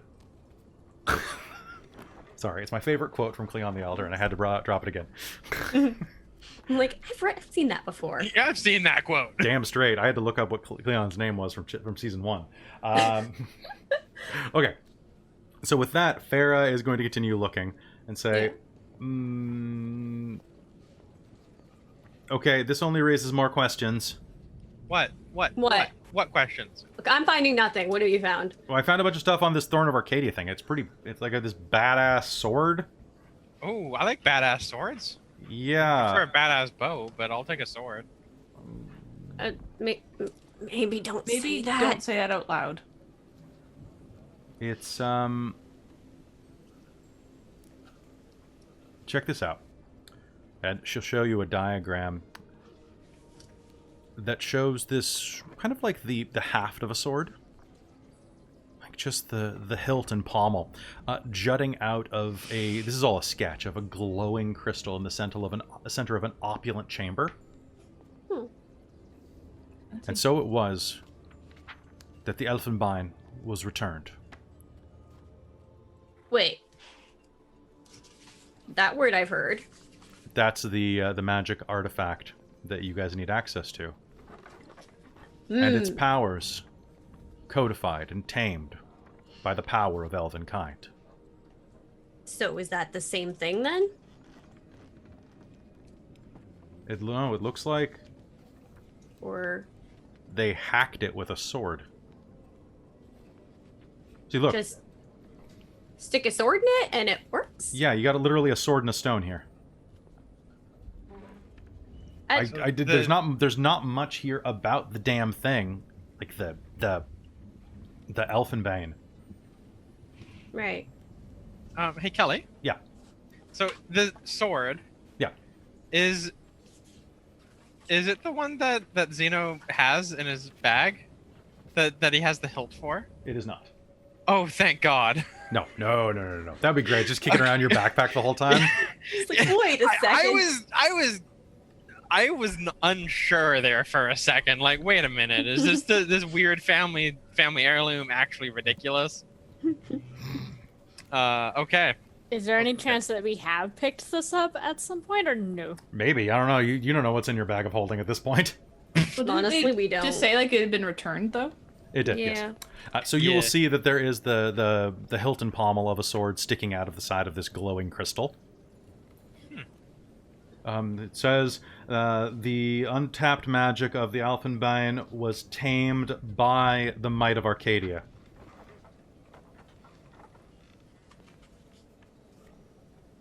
That's literally it. That's it. Really? Thanks, asshole. So Well- I mean, judging from that, I guess when they want to release it, they would pull the sword.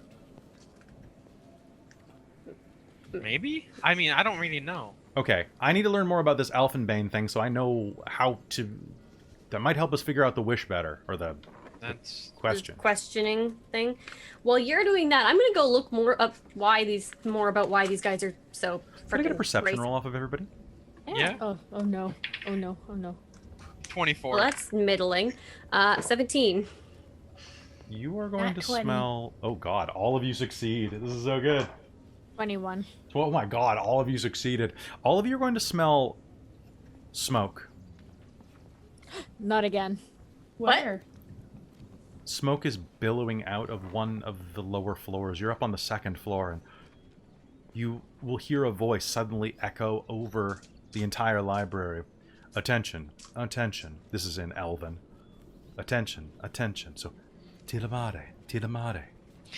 Tulasmatus, niratato. Tulebedo, exito. There is trouble in the library. Please remove yourselves from the premises in an orderly fashion.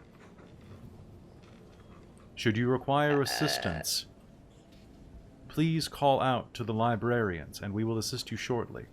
Again, there is an emergency. Please respond with tacit calm.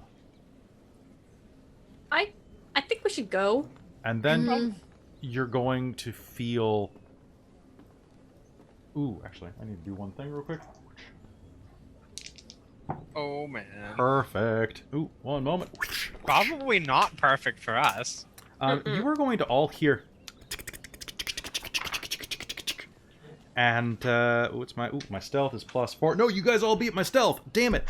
You are going to see a pile of debris and scrap tick up the side of... you're at a reading area that kind of overlooks the entryway of this immense library. But you're going to see tiny brass claws wrap over the banister and pull themselves up. And you will see an abomination the size of a Goliath reach over. A large insectoid form with smoke rising between the plates of its hide, many orange-yellow eyes that shine like dim lanterns and reveal no hint or expression. Kind of looks like this. Well, shit. Is going to tick over, and another one is going to tick over the side of the banister. And can I get an initiative roll? Oh my! Ooh, that's actually kind of decent. 24. Dirty Alright. 20. Dirty 20 as well. Dirty 20? Oh man. That's All right. So dirty 20, I think that means Mars goes first because Oh of yeah, Mars Dex. goes first. Mm-hmm. Alia. What'd you get, Tia? 19. Oh, damn. Oh, and Farah has to do something too. They are going to tick over the side of the... Wow, Farah, really? Okay. Then Tia. CA1. CA2. Farah. CA3. They are going to tick over the bars of the banister and whirl. And you'll hear this strange, strained voice. And in Dwarven, you are going to hear this playback that says, "Nothing ventured. Nothing ventured." Their gears begin to whir, and you sense an attack coming. And I think that's a good time for us to take a quick break. Probably. Bum, bum, boom! Perfect timing. All right, guys. Hey, guys. Cliffhanger! Don't go anywhere. We're going to be right back after a quick restroom break. So, be back in about 3 or 4 minutes. Look forward to an epic combat because I love this book so much. I love this book so much, guys. I'm just like, well, shit. We actually have to be careful now too because we're into the. If we destroy the library, we're saving fucked. it. We're gonna be so screwed. So no tidal wave, Tia. And I will say, yeah. I will say that the banister there is about a 40-foot drop, so survivable. Just might be kind of rough. Just might be kind of rough. Oh, Farrah can jump. She's got a Okay. featherfall ring. All right. Yeah. So, and also, hello to the raid. Hello to everybody in the chat. Sorry, we try not to break character, but it's really good seeing you. Hi, Vancouver by Night. Hi, Froghemoth. Hi, Soul. Hi, Tusker. Ooh, Tusker. Hey, good to see you. Hello. Who else? Sir Bear 1984. Oh, that's rad. Oh, Great name. I should put a raid welcome in. We really should. Yeah. Yeah. Yeah. Well, I'm clicking buttons everywhere. Just click them all. Yeah. Okay, and then, just everybody. Good to see you all. Good to see you all. Yeah. And, Yeah, ooh, get something to Nacro, drink. there's Nacro. Nacro, I will respond to your email. I just got it. And Mommy's Milky Milky. You know what? Good for you. I think it's fun, but that's good. The Light Sword. Hey, they're the one who paid for the hydrate. Oh, did they? Oh, that reminds me. I need Yes. hydrating. And in case if you missed it earlier, Kelly, Farah also has a redeemed inspiration. Yes! Baby girl! Okay, so guys, we're gonna be right back because I really gotta pee, and then we're gonna have a really great combat. Pew pew pew pew pew pew pew pew pew pew pew. Drama bombs. One of you might be a true king. One of you might be.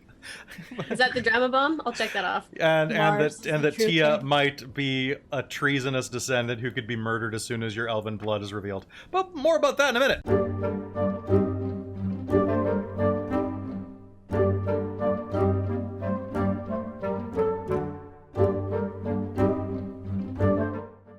Hello everyone, welcome back to Generic Fantasy Setting, the Shards of Nyrn. Alright, so, good to see everybody on on Twitch and YouTube, and let us jump back in right now. Y'all ready for this? Yes. Yeah? Okay. Yes. And we're Throw hammers in some faces. These clockwork creatures leer over the edge of the over the banister that looks over the front part of this massive library. You can smell the smoke of their grinding oil and gears as they go over the way. These are large creatures, almost 7 feet tall, as they unfold on their four spindly legs with 2 pincher claws coming out of their front chassis and 2 more dangling like mandibles off of their gearbox eyes. You see lenses glowing internally with amber fire focus on you, and you'll hear in Dwarven, "Nothing ventured," come out of one, and then "Nothing ventured" out of another. And we have initiative right now. Zeno, what do you do? Okay, well, we should probably try and get these things out of the library. Mm-hmm. So So how you're far away from how far away are we from the entrance? about 200 feet and about 40 feet down. Oh, that's a long way. It's a big library. So to describe where you are on a second floor mezzanine right now, overlooking the front entranceway, which has a bunch of study spaces and Yeah. like the central resource area. You're on a bit of a study area up at the top, overlooking this beautiful entry, and directly behind you are rows and rows of shelves going back a good 200 feet and then branching around kind of in a C shape, and more like a W shape, I guess, technically, kind of like that. Okay. So there is about 30 feet of clearance between the shelves and the edge of the banister, and then a bunch of tables and chairs strewn around you. Okay, so we should probably at least keep this thing fairly contained, at least. Thankfully, these creatures are on the edge of the banister, so long as you Okay. don't miss them. Okay. And they're directly in front of me, or do I have like 10 feet to work with between me and them? From where you were, you've got about 10 feet to work with. Actually, all of you do, because you would have been... Actually, you got about 20 feet to work with. Okay. Since you would have been on the other side of all of this. Kind Okay, of by and the that- shelves. In that case, I am going to do some shooty shoots. This will be with the -5 + 10 Okay, on this. Let me just pull up my stats because it's been a while since I've played Xeno. that's fine. There we go. There it is. Okay. All right. So, just to give you a quick diagram, kind of like the edge of the banister kind of looks like that. Okay. The X's are the things, and then the circles are the tables. Okay. Sounds good. So, ballpark idea. Okie dokie. All right, so what do you do? Which one are you attacking? Number 1, number 2? I'll attack number 1. Okay, number 1 is the deep-voiced one. The other one's slightly higher-pitched. Okay, I'll attack deep voice. Sounds So good. I'm gonna pull my bow out, grab 3 arrows from the quiver, Mhm. knock them, and then I get a 17, It's going to be a hit. a 20, and then a 25. Okay, those are 3 hits. Fantastic. All right, do. Here we go. Wow, that's a lot of 4s.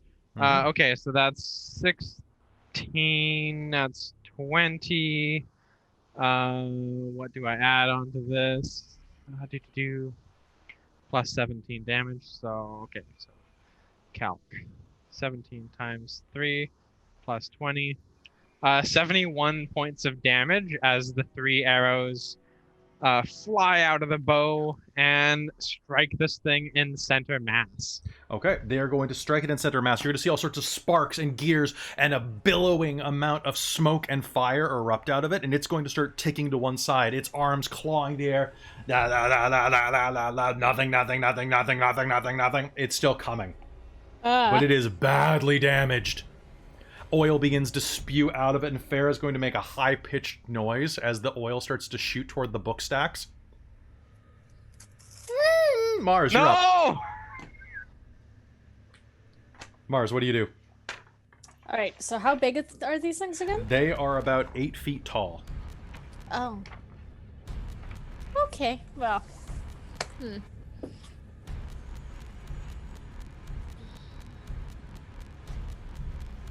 And there's 2 of them in here?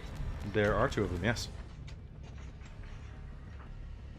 Does it look like there's something that I could possibly... Because you said it's gears, right?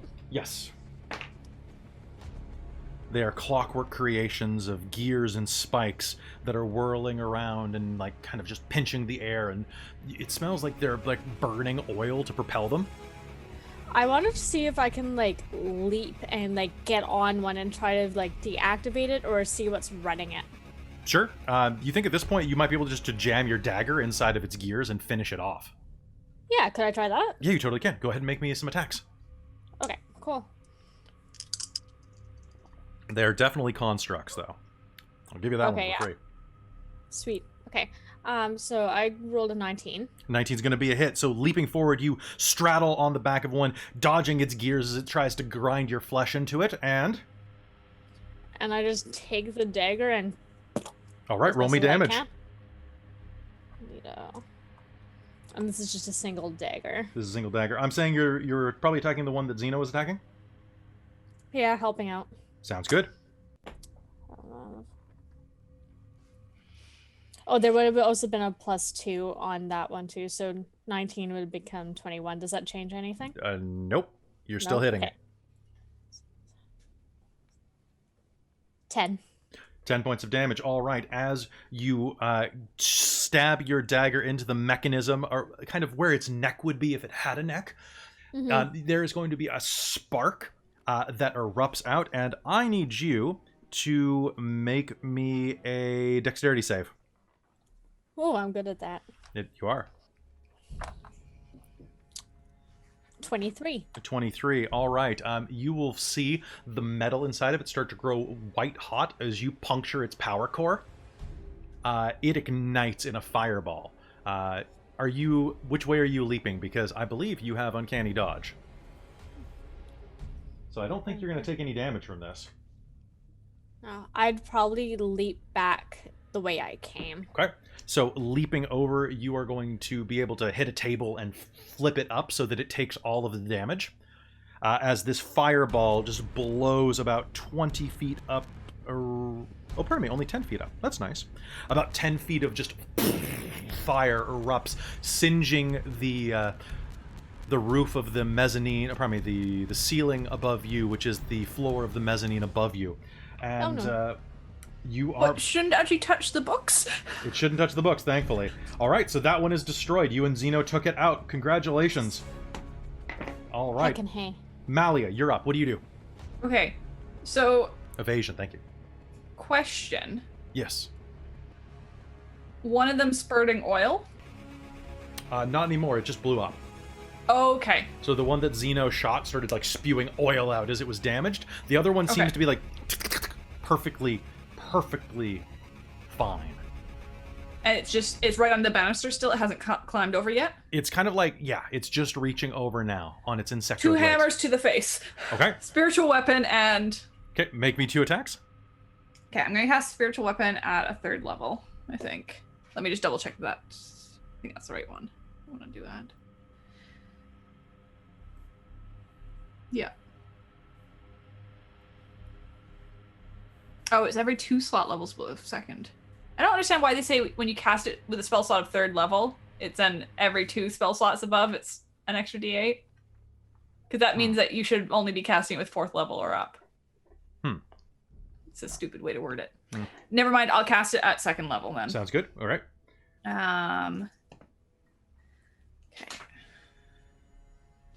Sorry, I was preparing one thing and then Life stuff happens. changed. Life finds a way. Yep. So do the rules. They find a way. Those 2. Okay, and then I also have... I've got too many dice that I have to use. It's for true. this. Too many different things that get attached. Music volume's okay? I think so. It's fine Okay. for me. Yeah. All right, cool. The track gets loud for a second in the middle, and it's quiet, and then it gets loud again. So, Yeah. so this is what was supposed to be playing during last episode, but the noise clipper caught it. All right. What do we got, Malia? Sorry, I'm just making sure I've got the right dice still, because this is hard to remember all of the bloody dice that I have. It's a lot of d8s, basically. Like, a shite ton of d8s. All right. Just pretty Okay, bad. so, real quick, spiritual weapon. Okay. Nat 20! All right. Nice. Fantastic.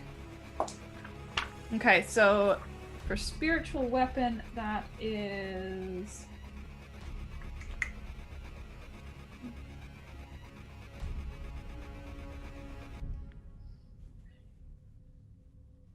So 17 damage on the spiritual weapon. Okay. 17. Okay. Yeah. And then I did a 28 to hit on my That's dwarven going to hit. thrower. Absolutely. So your dwarven thrower is going to pass through your spiritual weapon, slamming into it.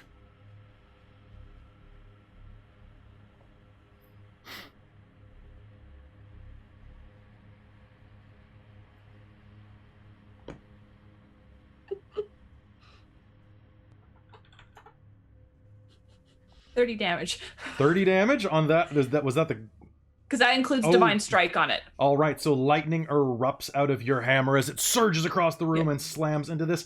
You have definitely, you can't really bloody it, but you've definitely monkey wrenched it, we'll say. As your hammer slams into some of its Crush the gears front and its servos start Hopefully flickering. it falls back off the balcony. It does not, actually, because Damn it it. ignores any rough terrain because of all of its legs. Damn. Ah. So it will actually, it starts to bob back, and you'll see these legs lash forward and punch into the floor and pull it back up. Nothing ventured. Tia, you're up. What do you do? So, does it look like the books are about to be destroyed, or is this thing just like are there books in imminent danger? The books on the tables are. Right. How far is it from me?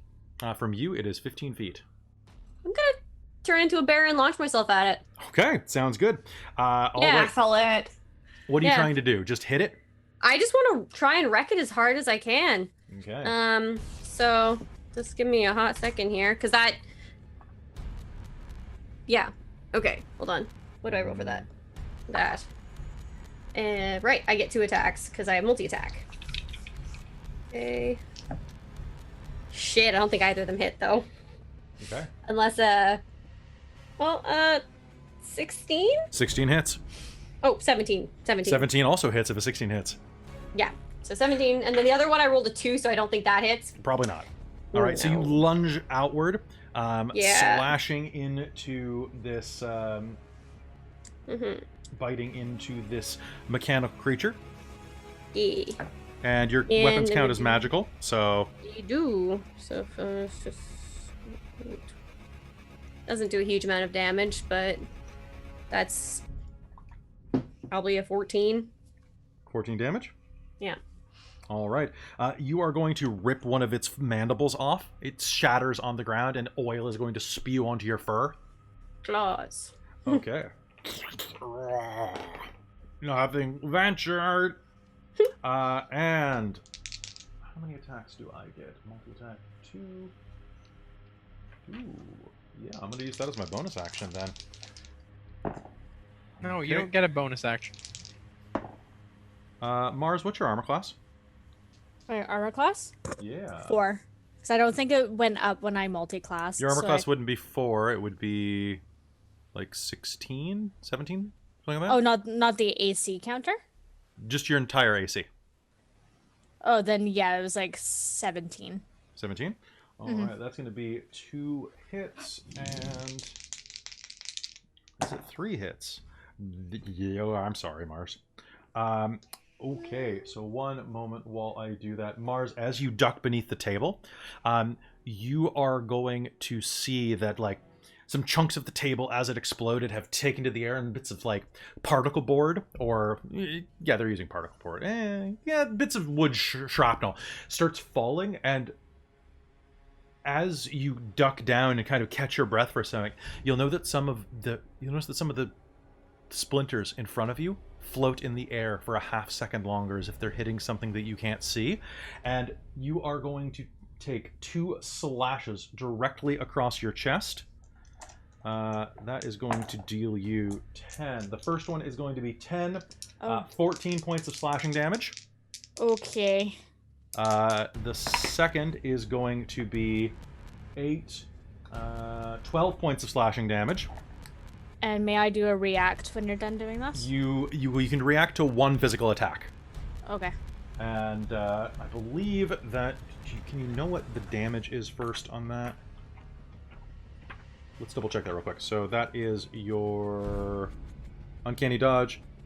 I don't think I can anymore this round, actually. Oh yeah, because did you use a reaction? Oh, to jump back. That's not a reaction. Okay, then no, 'cause not you were a just using reaction. I don't think so. Let me double check. Bonus action. Take no damage. Nope, that's just a saving throw. So Okay. you can use your reaction to negate or to have one attack. I would spend it on this one because as you look above you, you will see that a tremendous mechanical praying mantis has appeared in front of you with long serrated blades reaching out of its arms, and it snaps into you and reaches down and bites you in the side of the throat for a critical hit. Yeah. And that is going to be so if you're going to spend it on this, you can use your reaction to have this. Yeah, because I think the first one would have definitely got me, like, taken by surprise, so this one should be a bit more aware of coming, maybe. Okay, so that is going to be, let's see, 8, 16, that's going to be, originally would have been 22 points of damage to your That throat, would be 11. so there's going to be 11 now. Plus the first one. Plus the first one, so that's going to be a total, I think it was 11, 12, and so 34 points of damage, I believe. Better than it could have been, so yeah. That's way better than it could have been. It's going to slash through you. Blood is going to spray up. And at that point, blood is going to spray up toward the bookshelves. Farah is going to shriek. One moment. Okay, well, unfortunately, her Arcanist side has activated. Farah is going to cast Wall of Force against the bookshelves. And you're going to see your blood spray up against an invisible wall and start to drip down down the air before it hits the books. Nice. Oh, I'm sorry, Mars. Okay, and then the mechanical creature that Tia, you are fighting, is going to snarl up at you. And I need everyone here to make me a dex save. Good thing I'm good at those. Mars, you may make this dex save with advantage because you have partial cover kind of behind that table. That's cool, because now that puts me at a 27. Okay, so you are going to take half damage on this, Woo. which, using evasion, because it doesn't require your reaction, right? Like, I'm pretty damn sure. I just read that, but I don't know why, but 5th ed rules fall out of my head. Every time I see a 5th ed rule, I'm like, oh yes, Pathfinder rules are like that. Pathfinder rules are so complex. Well, is that what the... So you take when you take half damage on dex saves, you can choose to take 0. Mm-hmm. Even though, because the chat also corrected us that we used evasion when I did that jump back. So Yeah, can I it was do that? evasion, but that doesn't take reaction according to the rules. Okay, cool. So just I'll check it a third time, but I always found that these rules were a little finicky. Just to like... So it says, beginning of 7th level, you nimbly dodge out of the way of certain effects, such as blah blah blah. When you're subjected to an effect that allows you to make a dex save, to take only half damage, you instead take no if you succeed, and only half if you fail.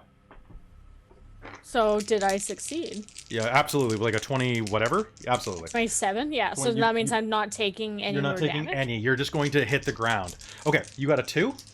Yeah, Okay, that was Farah loud. got an 8. I'm clumsy bear. 17. 17. Okay, that is 19. Okay, so Tia, you are... Holy shit.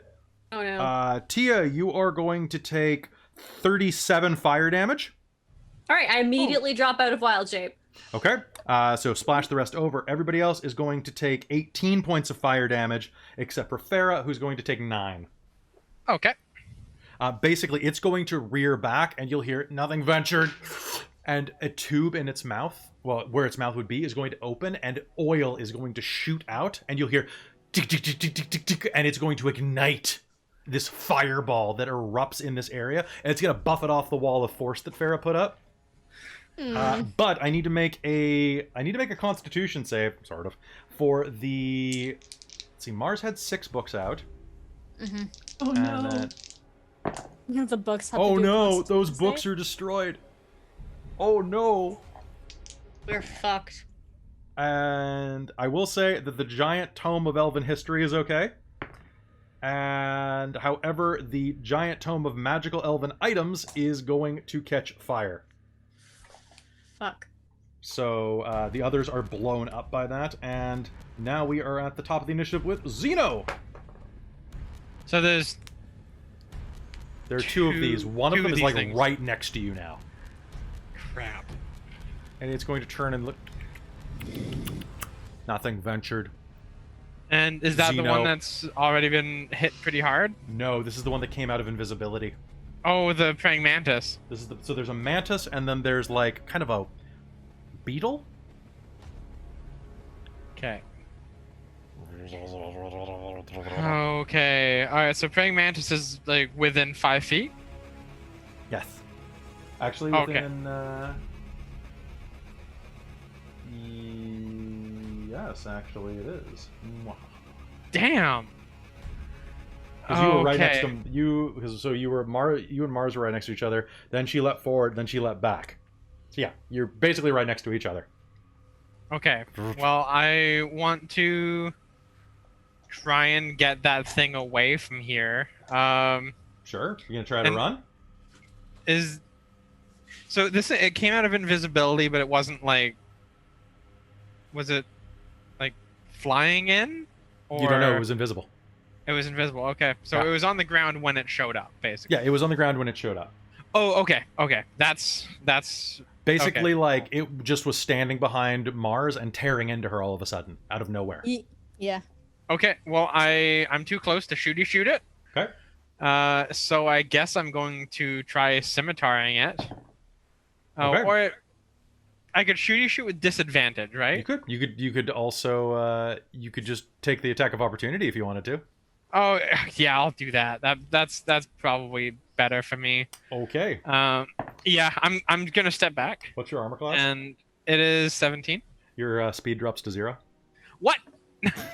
Oh no. What? Sorry. What? It is going to lash out at you with its whoa. Gone Yeah. forever. Done forever. You're going to Forever. take 12 points of slashing damage as I don't you step like back, and the blade is going to wrap around your legs, and slash the backs of your calves. Ow! It uses Hobbling Strike. Your speed is reduced to 0 till the start of your next turn because your tendons are damaged. Ow! So you are 5 feet away. What do you do? Zeno, right wing. It says in a slightly Zeno, right wing. All right, you know what? Say hello to crabs. And he's gonna drop 8 giant crabs on this. Okay. Let me just pull up Monster Manual so that I have that damn it. available. Okay. So and the crabs act on your initiative, right? The crabs act on my initiative. Okay. Well, do they act in their Uh, first round? I can never remember. It's Let me check really quick here. is it summon I summon animal? conjure animal. Conjure I wasn't expecting to use this. I'm never So- expecting you to use your crabs. I'm not gonna lie. Summon creature, roll initiative. Roll initiative, which has its own turns. Okay. they- Timestamp that. If you don't issue any commands to them, they defend themselves from hostile creatures, but otherwise take no actions. Yeah, it doesn't say if they act on their first turn. So it says that they roll initiative. They roll initiative. Okay. All right. So go ahead. All right. Let me just find the thing for them. Giant crab. Here we go. All right. So,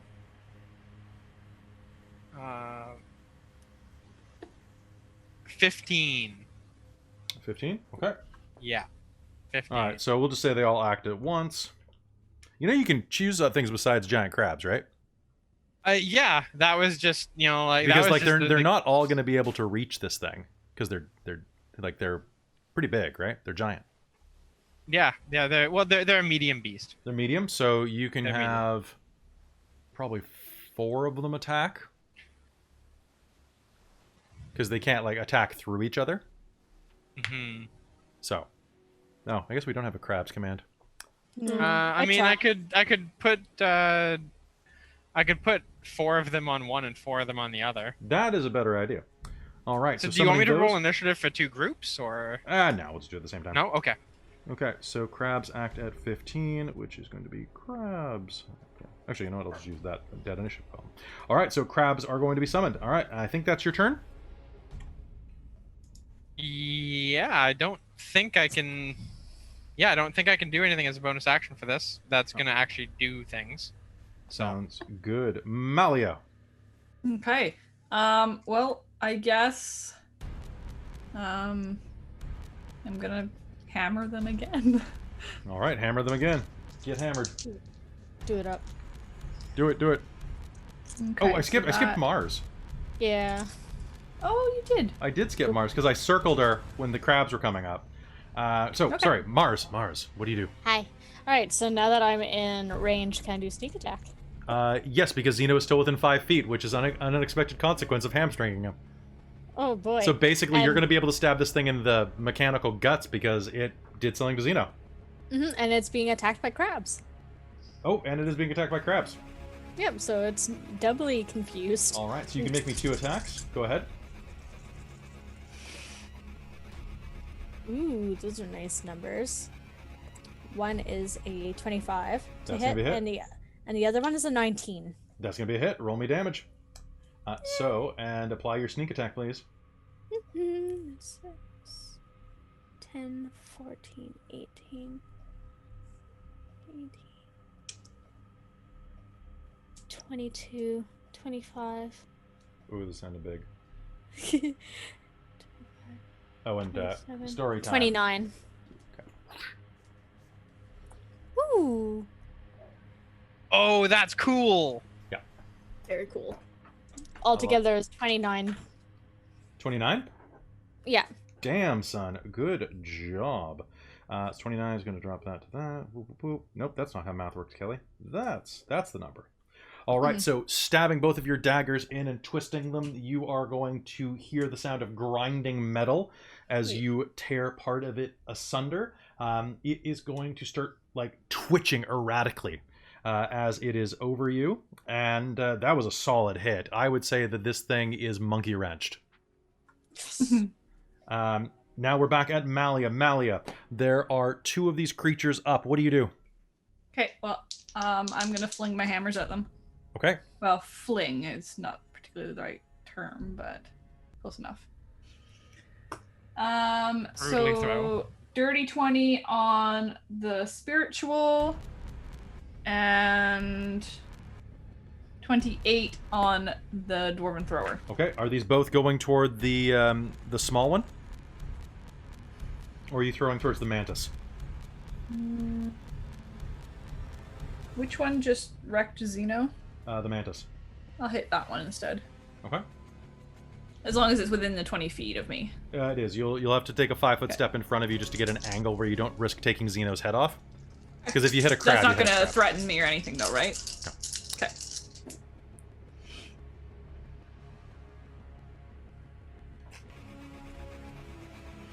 Okay. So that is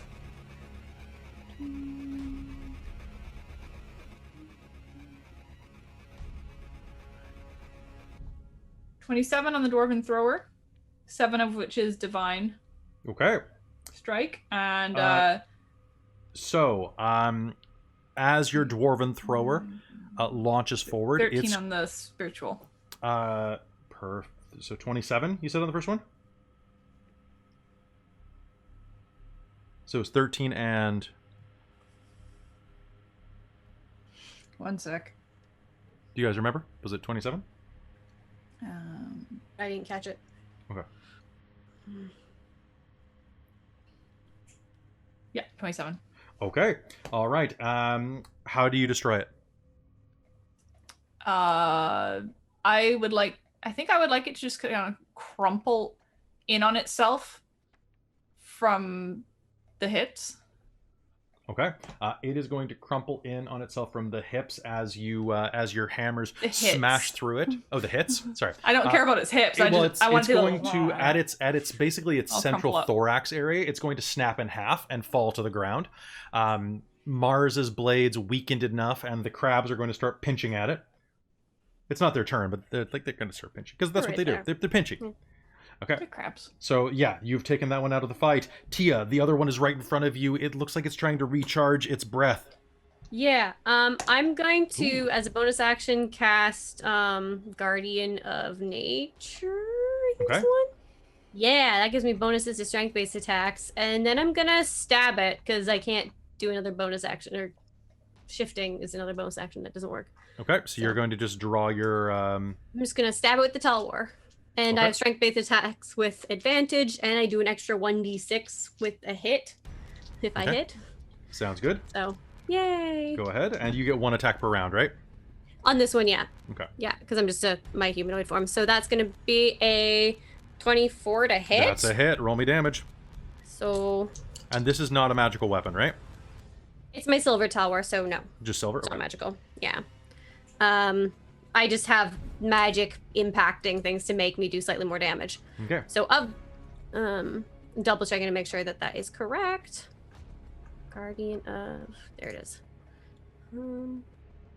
Does not make my attacks magical. No. Okay. No. So it's 6, 7, 8, 9 plus 12. Well, 6 is 15. 15? Okay. All right, Yeah. so you're going to slam into it. It's going to raise one of its claws up to block, and you're going to slam in, kind of cutting into the side of it. It's going Yeah. to manage to hold on for just a moment. Yeah. So 6 of that was force damage. 6 of that was force damage? Okay. Yeah. So it's melee weapon So- attacks deal extra d6 of force damage. Okay, so how much of it was not force damage? Because that matters. 9. Okay, so that means that that's going to be 4 because it has resistance to non-magical. Yeah. Perfect. It is barely still functioning. You're going to slash directly through one of its eyes, which is going to shatter. Its mandible is going to rip off and hit the ground, but it still has its claw servos, which... and that flaming tube is going to start igniting. It is crab time. Okay, so Zeno, roll me 4 attacks. All right, coming right up. Let me just figure out what I'm adding to these. So we got. All right. I think at least 3 of these are going to be a hit. Okay. So we have 17, Hit. 18, Hit. 15,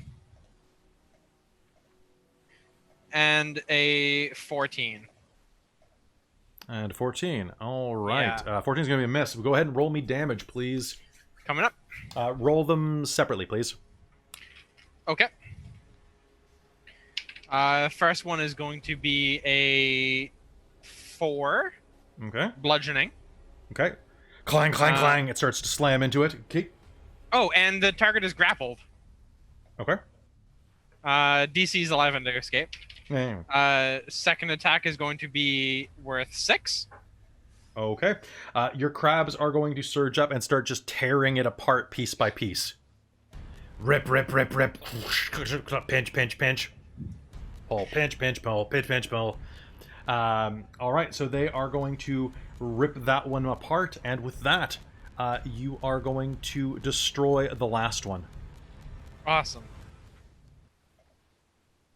Fire burns on the sides of these tables, and a couple of the books continue to bubble and crackle.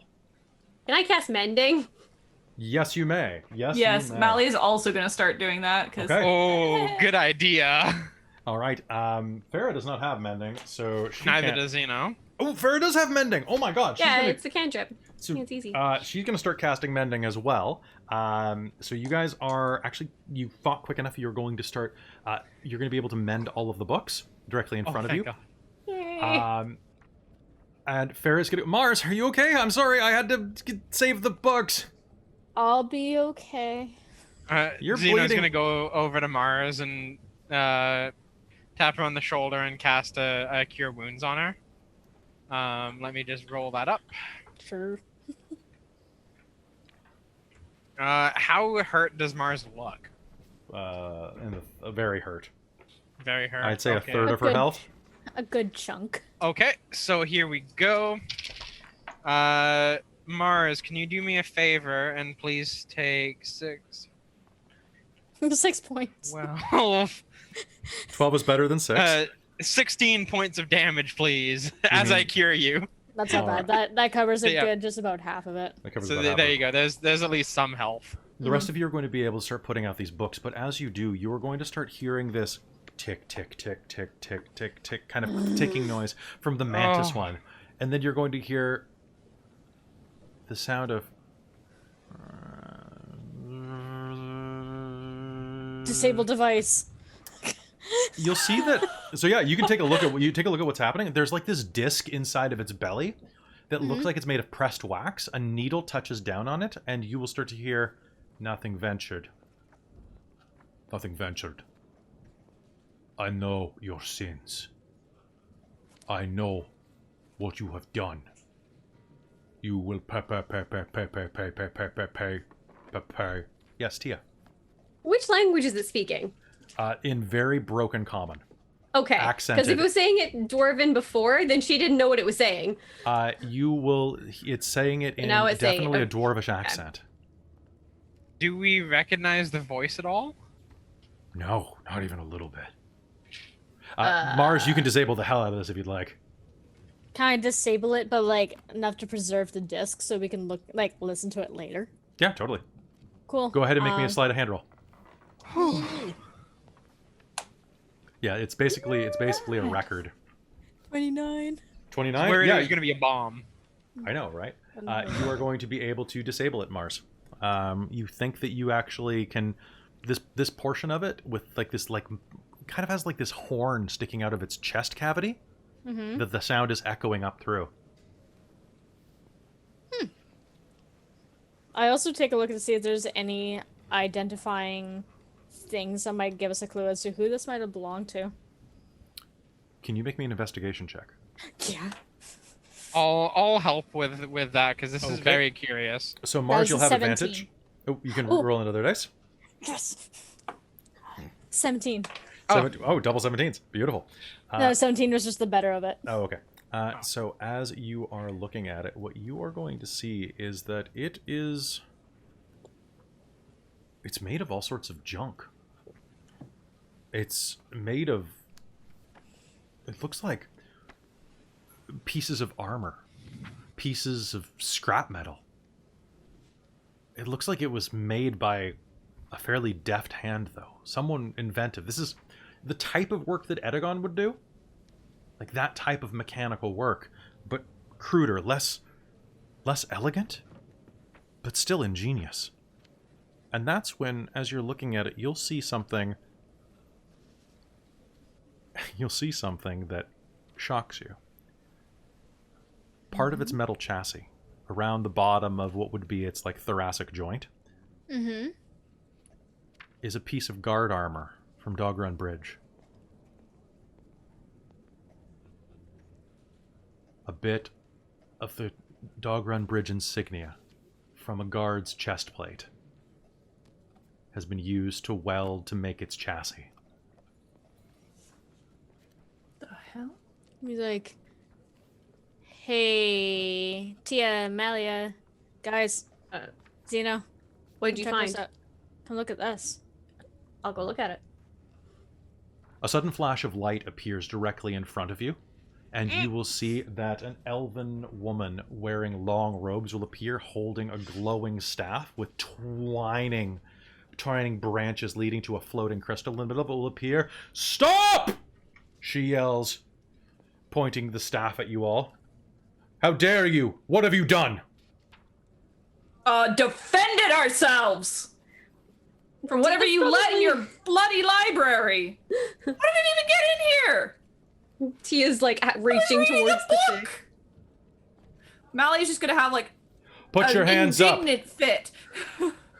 Like, She's probably got her hands like holding this thing at this point if she's looking at it to like look at this Malleus guard having piece. an So she's gonna. indignant fit. I need... Okay, so this is probably not going to work, but this is what she would do automatically. So, Malia has an indignant fit.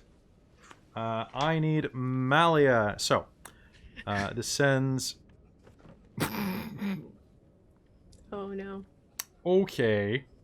Malia, how many hit points do you have?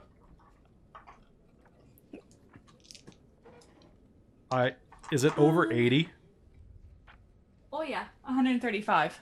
Okay, so she is going to just slam her staff down and go and throw a pinch of sand and rose petals into the air. And it's going to smell really bright and lovely here for half a second. And you're going to get you're going to get drowsy for like half a second. And then it's just not going to work because I can do 78 worth of hit points. Because I'm like, oh, you don't have more than that. Like, Malia's, like, weapon is away, everything. She's just like, what the heck? I thought this was supposed to read! Was I It's supposed to do something? hardly the time. What? These things came over the balcony and Why did you attacked lure them us. here? Lure them. How are we supposed to have done that? I don't even know what they are!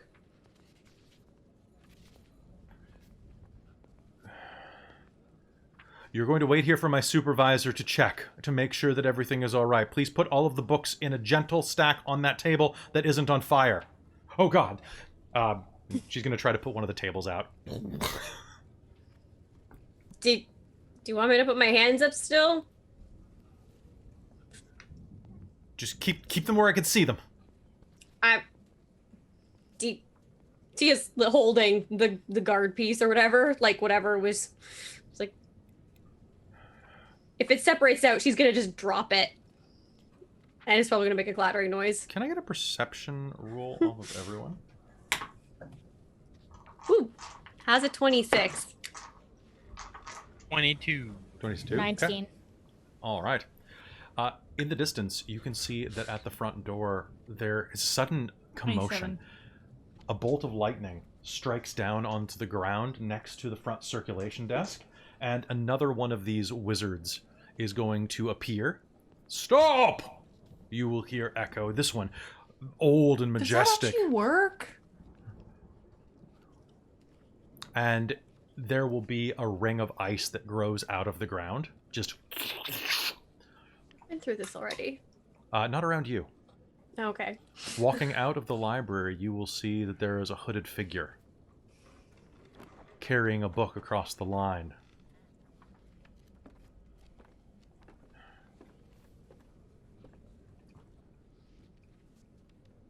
You can't quite hear what they're saying beyond that initial bellow. And, put the book down! The figure in the hood grabs the book, looks down, rips its spine in half and tosses it to the ground. You impudent fool! And the wizard slams his staff, and in a conflagration of magical energy, they will both vanish. Twice in one day? What the heck was that? At least that one wasn't for us. I can go mend the book. Which, yeah, I was mending books. Can I Yeah. get back to that? Yes. Yes, you may. Thanks. Book's still on fire. Biff, biff, biff, biff, biff. Mally is gonna go back to mending books. It takes about a minute per cast, so Yeah. Okay. it's gonna take a little bit. Yeah. Xeno will put out any remaining fires. Okay. Do you want me to go retrieve that one? Tia's The- gonna start wandering towards the like down to go retrieve. You can't. There's still a wall of force blocking that. Oh. Oh, that includes the exit. It kind of just went across the entire bookshelf. Yeah. Okay. Tia's gonna walk right into it then, probably Smack. not paying attention. Oh, sorry. Farrah's going to dispel it. It's fine. It's fine. And she'll just keep going. As She'll you bring up the pieces. head down, you take a look at... You have this immense ancient tome in front of you. And as you look down on it, you'll see... It looks like a compendium of magical items. This looks like... Can I get you to make me an insight roll? You can use intelligence instead of wisdom if you prefer, but I don't think you want to. No, I do not. Wisdom is much better for me. Oh yeah. It's a Wisdom 19. bros. 19? Yeah. Are the crabs helping put out the fire too? Yes, the crabs are Snip, gonna snip, assist snip, snip, assist snip, with the snip. fires Biff, biff, biff. Defend. as much as a Defend. crab as much as a crab is able to help put out fires. I mean, But they're either way, they're- it's going to smell great. Yeah, but they're very deftly moving around without causing any damage. All right, so you will do that. Tia, you make your way down, and this apprentice is going to just be losing her mind trying to keep you all in check. As you pull the book out, you're going to get the sense that this is probably from special collections. Oh. This is an antique. This is... You're kind of feeling a little worried about carrying it. Then again, it's already ripped in half. But as you set it down, you can cast mending on it. Mending. She's not even gonna, she's gonna like put it down and just mend. And as you do, it's going to reform. The spine is going to repair. But there's a page right in the center of it where it was ripped open that's missing. So they ripped it in half and snagged one in the process. Glancing down, what do you have there? Looks like a page got stolen. Or a couple. I don't... She'll look at the page numbers to see if there are any page numbers. I don't know how old this thing is. There are no page numbers, but there is an index. Well, there is a table, a glossary, at least. A table of contents. Yeah. Checking the front, you can see that the chapter in front of it was about something called... it was about elven relics, so you will see that the spire itself is listed. And directly after it, the missing pages are the Elfenbane. Right. Of course. Of course. This is Do an you- in-depth history of elven relics. Are you looking at all on any of the other pages real quick? Because if so, I will let you make me a history Oh, sure, roll. absolutely. I'll let She's you make me flipping a history roll with disadvantage to pull information really quick. May I spend my inspiration may. to make it... Yay. Actually, you know what? No, you won't, because Farah will assist. Okay, so I'll just do it at run it flat with Farah helping. Yeah. Oh, I guess technically you spend the inspiration for advantage. Do you want me to do that? I can I do don't that. mind. I don't mind. Ooh, slightly better. Okay, that's a history roll. That is a dirty 20. Dirty 20. You are going to... What is something you would like to look up about an elven relic? Ooh, I don't know. The Blade of Arcadia, Thorn of Arcadia? Unless that was in the same chapter. The Thorn of Arcadia is the next chapter. The Thorn of Arcadia is it's a strange item. Like, looking at it, it's a blade with a long, curved, slender... well, it's a sword with a long, slender blade with a long curve. Kind of like a khopesh, almost. With an intricate handle wrapped in vines and filigree. It looks actually surprisingly mundane despite its beautiful craftsmanship. It's simplistic in its perfection. And you will see, you will learn 3 things about it. What are 3 things you would like to know about it? You can ask any type of thing. Like, May I get some help from someone here, please? Sure. For questions? Anyone Sure. want to know? What do we want to know about the Thorn of Arcadia?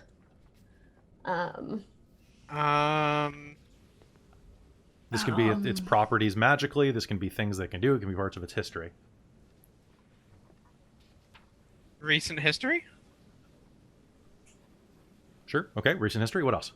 And who else was the last person to inquire about it? Okay. The last person, so its recent history was after being retrieved from the traitorous Rightwing clan. It was used to once again tame the Elfenbein, allowing its magic to be returned to the elven people, taming it with the force of Arcadia's might. For the blade itself was once held. Pardon me one moment, because I want to make sure that I get this name 100% right. Which I can't, because it's in the other book. One second. Whoa. Multi-season shows. Okay. Cool.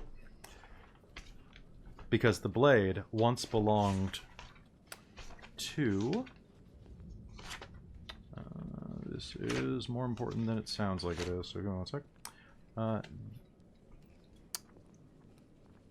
The blade once belonged to the god of elves. The very same god of elves that Lady Marine was investigating in the Feywild.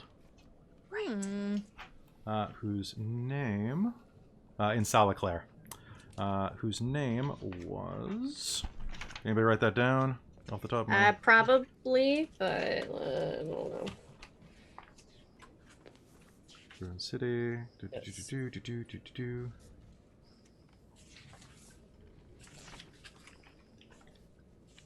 I have so many gods, guys. I have so many gods. Half of them are dead. I don't even know why I have them anymore. So many gods. Okay, I have something about Suladai. Trellian? Yeah, Trelion. Trellian. Yeah. Yes, it was once the blade of Trelion, the god of elves, bequeathed to the first elven king as a sign of his might. That sounds familiar. It is a sign of royalty and heraldry and power. Yeah. For some reason, someone just robbed this book. But you're gonna gather those real quick. So that's basically what you'll check. So okay, so I've got was used stolen by the to- Rightwings, has the ability to tame magic items, or at least Yeah. to tame the Elfenbein's chaotic magic. And doesn't say anything originally, about how it does that though, does it? No, probably not. you think that it's inserted into it based on the other thing. Okay. Okay. And that it also has it was originally given by the god of elves, the one who cursed all of elven society for leaving his house. Ah. Yeah, Wow. magic weapon. Yeah, elves are jerks, guys. Elves are jerks. That's a running theme. Yep. It's almost like they think they're better than everybody else. It's almost like they are better than everyone else. Oof. Fighting words. Only in their own head. Ugh. So Okay. With that, yeah. yes. Well, Tia's gonna close it and look for the person who showed up. Was it an apprentice or Okay. be like, Oh, thank God for these crabs. okay, Nature's firefighters, you know. where'd they go? Are they still Where- up top? They're just right. You're down on the floor? Yeah, I wasn't Okay. gonna move it as much as I Yeah, could. Pharaoh would have gone with you then. Okay. Hello. Yes? Where do I put this? There will- And I think someone stole from it. There will be a crackle of energy. And another one of these librarians will appear next to you wearing the little senior librarian tag. Here. I see. And you may want to inform higher ups that someone has stolen pages out of it. And she'll flip the first page open and be like, this chapter's missing. She will look at it, raise it to her face.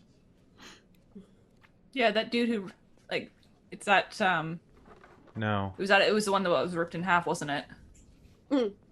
Yeah, I think that was a part of a distraction.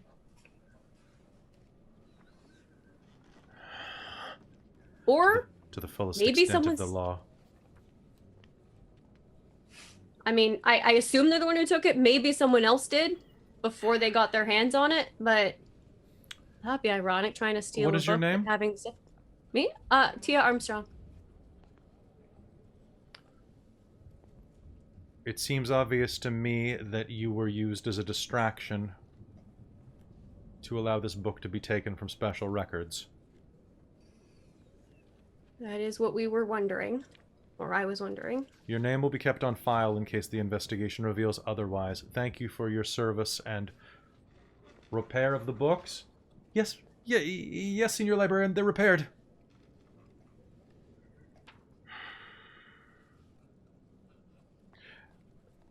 It's probably best that you leave this place with all of the others, so that we may do our repairs. Of course. I'll wait over there, and Tia will head over with and tug Farah along. Who would defile a book? A single tear rolls down the librarian's cheek in slow motion.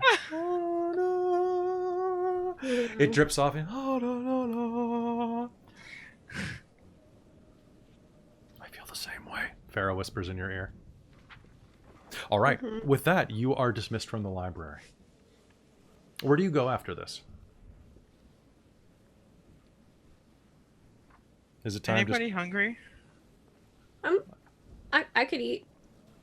Let's find something up here. I don't want to get attacked by toughs in the street again. The How city about- is cursed for us. Seems like. Also, let's try and stay in very public areas so that people can see, so that we don't get cornered. Yeah. What?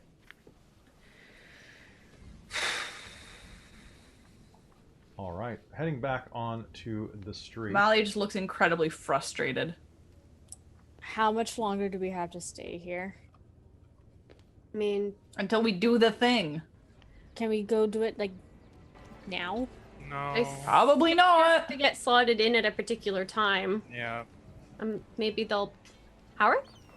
Because maybe if we can convince them to let us go sooner so we can get the hell out of here and not cause trouble.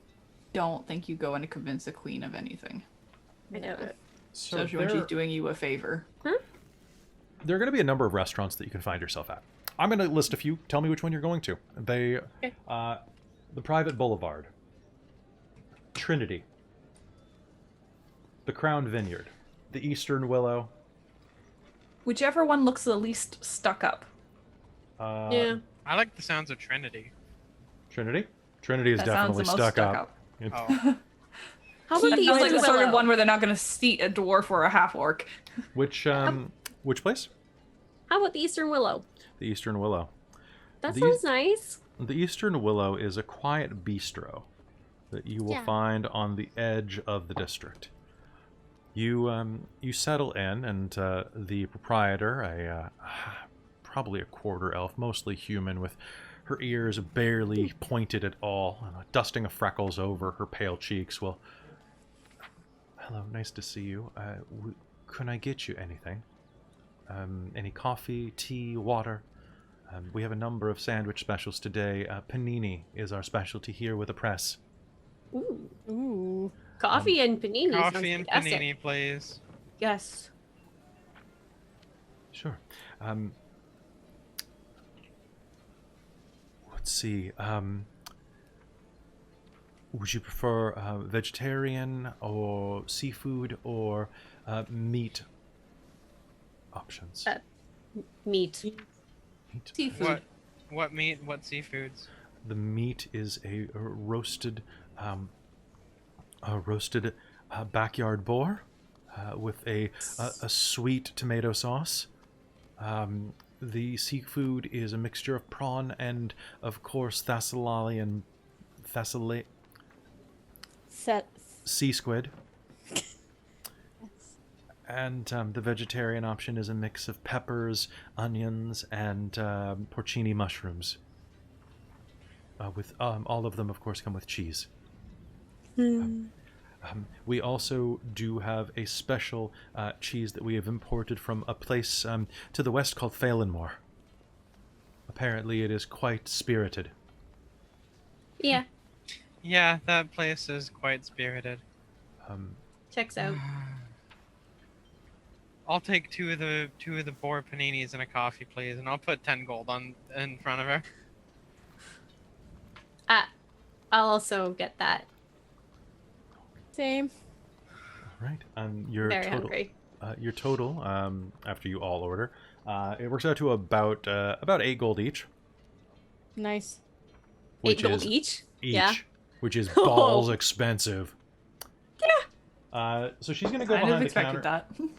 and she is going to pull your espresso, make your coffee beverages for you. They're going to be surprisingly flavorful, surprisingly delicious. Did any of you order the one with the Fallon more cheese? Yes, I'll have gone for Fallon. Cool. I need you all to make a charisma save Oh god. because Oh, someone boy. redeemed spooky time, so it's haunted cheese. Oh, nice. Oh no. How is it 16. 16, 13, okay. Yeah. 9, 10, 11, 12, 13. 13. Zeno Zeno and Tia, as you're eating this, it's really pungent and really kind of like winey, and it's kind of winey so much so that as you eat it, you'll start to hear free us from our suffering, free us from our suffering, we want to be free, Did you say Brias? free us from our suffering. So, is this like trying to prevent us from eating, or? No, it doesn't prevent you from eating at all. It's just you're going to be like slightly hallucinating, so you're going to have disadvantage on perception checks for the next hour. Alright, yeah, he's just gonna shove the rest of it into his face. Help us. Tasty. Save us from the Count. Tasty. Oh, I have heard, Suffering. I have heard rumors that the cheese is Talkative? yes, that's one way of putting it. I thought that it was we didn't expect the bubbles and squeak to squeak. Yeah, no, it talks. Yeah. I think Well, Malia had the seafood. You're my only customers today, so please enjoy what you will. And you will have a delightful luncheon. As you are sitting around, what are you guys talking about? Just well, Who has it out for us? I'll hold up the desk. okay. So we have a disc. I wonder if there's a way to. And it's specifically us because that was like a Dog Run Bridge piece. Someone who So it's knows not the our previous history. group. Why would anybody from Dog Run Bridge want to hurt us? We've saved that stupid place. Well, there was a whole thing about They got away. the Jarl. Jarl? Was it the Jarl? Yes, and the Jarl. Yes, and Theorl now, yeah. Now, but before that, it was a dwarf. Yeah, and she But- stepped down. Yeah. Maybe Like- someone she knows? Like a loyalist? Well, she didn't seem that like frustrated about it. Yeah, I know. It doesn't make any sense. Or I don't know. Or maybe somebody who really didn't like that we like foiled their plans by defending the bridge, potentially. Okay, yeah, that's also true. I thought mean, we were fighting I think that against makes a them. lot more sense than the Jarl getting mad at us for defending her fucking bridge, You're right. Okay. right? Like she stepped down because like she like was pretty sure she killed her brother. Mm-hmm. We should get out of here soon. Yeah, let's. Yeah. Okay. Alright. Now How's we your have to deal coffee? with this. Is it Thing. good? I don't like It's coffee. pretty Good. Neither Farrah's do gonna, I. I hate Farrah's gonna coffee. grab Zeno's coffee. I'm so bitter. I know, it's horrible. How? Why did don't you put sweetener in it? You mean sugar? Well, or honey, Or or other Is sweeteners. there sugar on There's the sugar and table? honey and monk fruit. Or sweetened All right. milks. He- There's like sweetened creams and things. He's gonna grab the sugar and just be like, I don't drink coffee, dump. And he's gonna pour a bunch of sugar into it, stir it around, and drink it, and be like, that's better. Here, try some now, Farrah.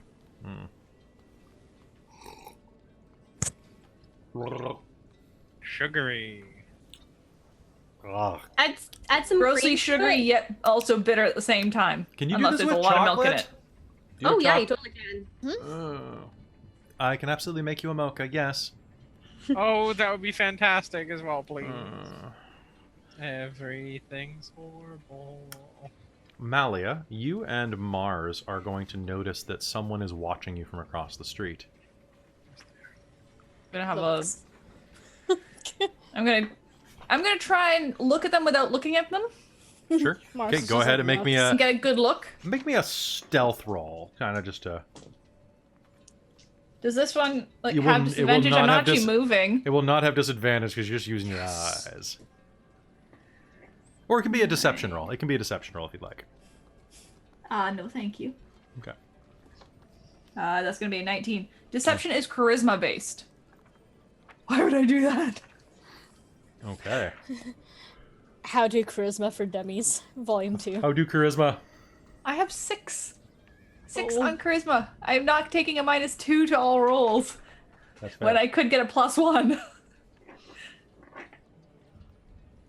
Would you get Mars? Would you get? I said I just looked. Oh, okay, cool. So that's good. So you will notice that it is the assistant to Queen Yarodin. And once Mars looks at her, she's going to just start over. Okay, Mally will kind of look in. Oh, okay. Hi. Excuse me, might I join you at your table for a moment? Yeah, sure, please. Oh. Pull up a chair. Hi. Where'd She you come did- from? I've been looking for you for a while. Oh, we Oh. were at the library. Yes, I heard that there was an incident there. The Queen has asked that I pass something along to you. Okay. She has... There are only 2 days left in the conflux, but she was able to get you in tonight. Oh, Oh, Excellent. thank the gods. because we would really like to take whatever the heck's happening around us out of this city. Do whatever you need to do, and at sundown, go to the gate of... Go to the main gate of the Sephiros. The Sepharos. Main gate, sundown. Thank you. Okay. Okay. Oh, I have a question. For me? Yeah, like it's a pretty general thing, but since we're from not this city, is attending this conflux at all like some sort of formal event, or it can become as is? Would clean yourself up and get the blood off of you. Oh, that's a You will given. be You will be Sedated. meeting. No, you will be meeting the Tetrarch. So, Dress nice. Oh, fine. okay. And I know we're supposed to not have anything on us, weapon-wise. Would it be best to just attend as normal? And is there a space there where we should leave all of our weapons, or should we leave them out of The the waiting inn? room. The queen said we can leave it all in the waiting room and it's checked for us. There is a secure waiting room. Excellent. You'll be there with all. It's a segmented waiting room for all matters of importance before the before the Tetrarch and the Tetrarchical I see. Council. So you may have others in the room as well, but they will be in their own compartments. You'll be able to speak with each other, but none of your belongings should be able to be stolen. It's there's an anti-magic field as well as a restraining field. It's quite see. interesting.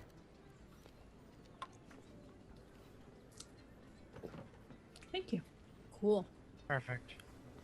Sundown, the Sepharis gate. The main gate, please. And Okay. I would wear nicer clothing if it were me. May you walk all of your days in the sunlight. And she will stand up and hurry away. So, we should maybe do some shopping real quick. Zeno, Yes. I take definitely me shopping. Okay. don't have nice enough clothes for this. Okay. And all my stuff's Question, back in the room. considering so- what we just did at the temple beforehand, Yeah. coming here, Oh, you have can nice I have robes. have nice robes? Yeah, Awesome. you were gifted some. I'm gonna say that I as have a, vestments. Mars might have been gifted something too, but I don't think that's for polite society to see. But I mean, maybe it's your call. Farah, do you need to go shopping as well? Would you like to go shopping? Mm-hmm. I think so. Let's go shopping. With that, Maybe we should shower first? Bath Probably first? a good idea. Yeah, okay. Okay, let's go back to the inn. Yeah, they probably wouldn't want you guys trying stuff on and Yeah. Blood. covered in blood and Okay. oil. And oil. Yeah, let's go back to the inn, change, and then we'll go shopping. all right. So you go back to the inn, and it's a pleasant trip back. You make it through the gate without a problem, and will soon find yourself back in the first district. The sounds of the city are more alive over here, and you'll make it back to the inn, gather your things, and as you're heading out, Gerda will say, are you leaving now? I notice you're carrying all of your things? I think so. Yes, we are. Or would you have kept your room there so you can buy the clothing and come back and change? Well, I think so. I Buy would clothes, imagine back we- and change. That's Yeah. probably fair. That's Yeah. probably fair. Yeah, that makes All more right. sense. All right. And so, then pack up our stuff probably. so if anybody wants to, they can go and buy some really nice clothing. Go and have. So what are you buying? What does it look like? Ooh. So you I head think for out. once, like Mars might actually look for like a decent dress. Yeah. Okay. There's like pants and stuff for being roguey. Okay. Yeah. Zeno's gonna try and find like a really nice like gold dress for Farah. Yeah, so I'm Okay. thinking. I want something with a high slit. Yeah, you do. I'm thinking that the Let me see if I can find estimates one. for Vela are probably like sky blue and gold and. Yeah, lots of golds and reds and things like that for sure. Well, I was thinking maybe more sky blue, And whites too. Instead of for the red? clouds. Okay. but Okay. Yeah. Yeah, that works. because I think red would be very jarring mixed with white, gold, and sky blue. So maybe red's used in other ways, but That works for me. Okay. So what I'm going to say is that you're going to go around shopping, and we can roleplay the shopping scenes if we want. Eh. Yeah, I know. sure, Oh, you can if you want. yeah. maybe So- do one or two. You go and try a series of montages on makeover, makeover, makeover, makeover, makeover, makeover, fine clothes. So that's going to run each of you about 30 gold for your outfits. Yeah.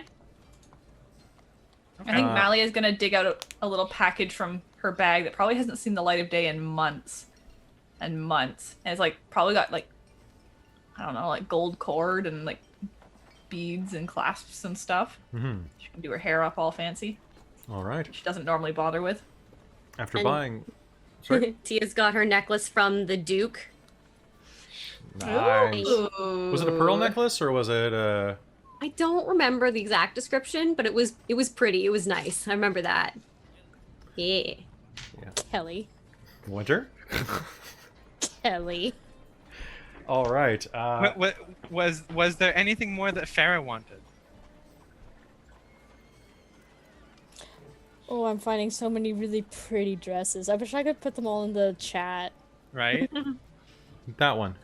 No idea. Yeah, I'm gonna get- Oh, because just that one? Zeno's kind of feeling like, oh, Farah wasn't having a great day, and her library time was cut short, so let's go give her a good time. This, she says, and in the center of the display case of this jewelry shop, she is going to find a gold pendant that has it's like a little cameo made of amber, and set into it is the shape of kind of a woman's silhouette, carved out of you think garnet? That one. How much is that? it? That's going to be 100 gold pieces.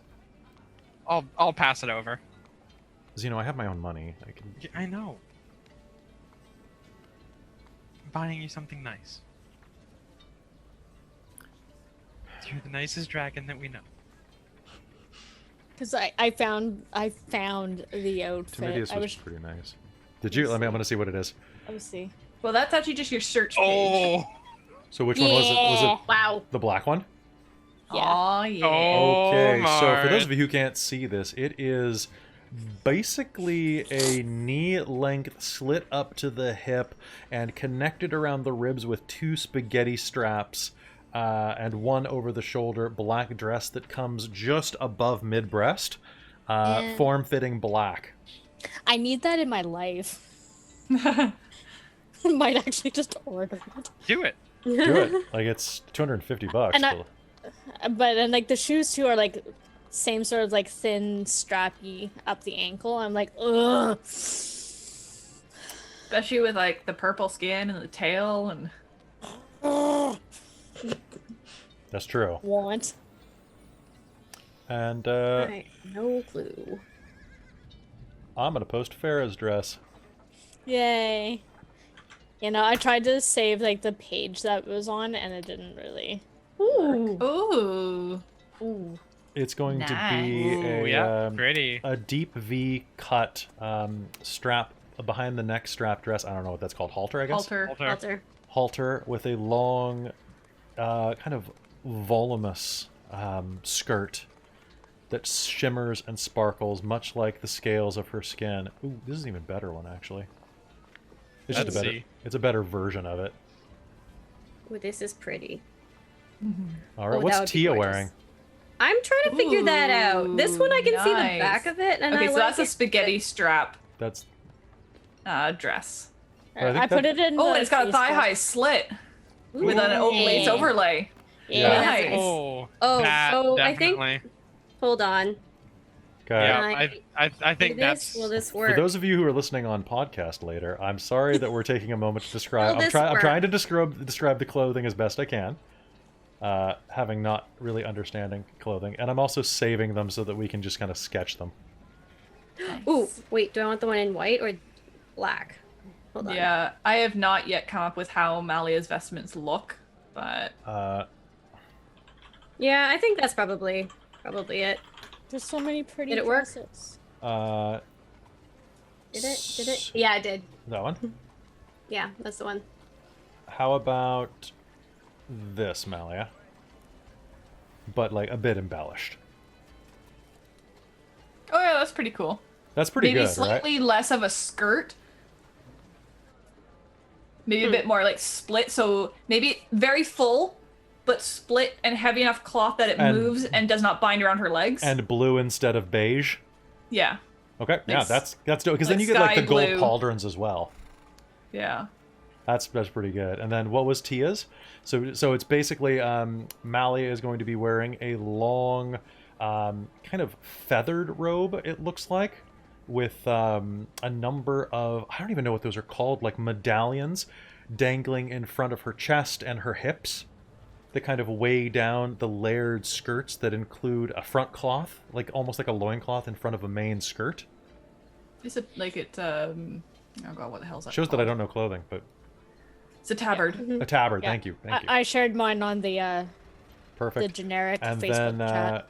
and then Tia is wearing a sheer sleeved evening dress, And I'm thinking it's probably like just below the knees, actually, not full. made in black floor with length. nice with what looks like hibiscus, sakura, and roses stitched into it. It's very fancy. It's very fancy, and on green skin, that's gonna look nice. And then what's Right? Zeno wearing? It's gonna pop. Xeno kind of dressed like Strahd, almost. I don't know how a straw dresses. Very gothic, I think Victorian. Vasily von Holst is gonna be our example here, because Vasily is styling. Here we go. Vasily. That coat, though. Ooh, That's pretty darn close to what I was just pulling up. Actually, there's another version of it right there. Oh, or Alucard from Castlevania. Yes. Oh, Yeah, yes. so that's- Especially No, with no, that no, no. long blonde hair. No, check this one out. Check this out. Okay. Boom.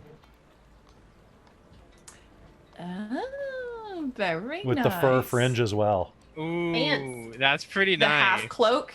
Yeah. Yeah. That's basically what Xeno's So- outfit is. Breeches and what looks like a patterned vest with gold buttons and a black jacket with the shoulder fringe of like a Civil War outfit. A high collar with all sorts of what is that, brocading, and a half Yeah, some embroidery.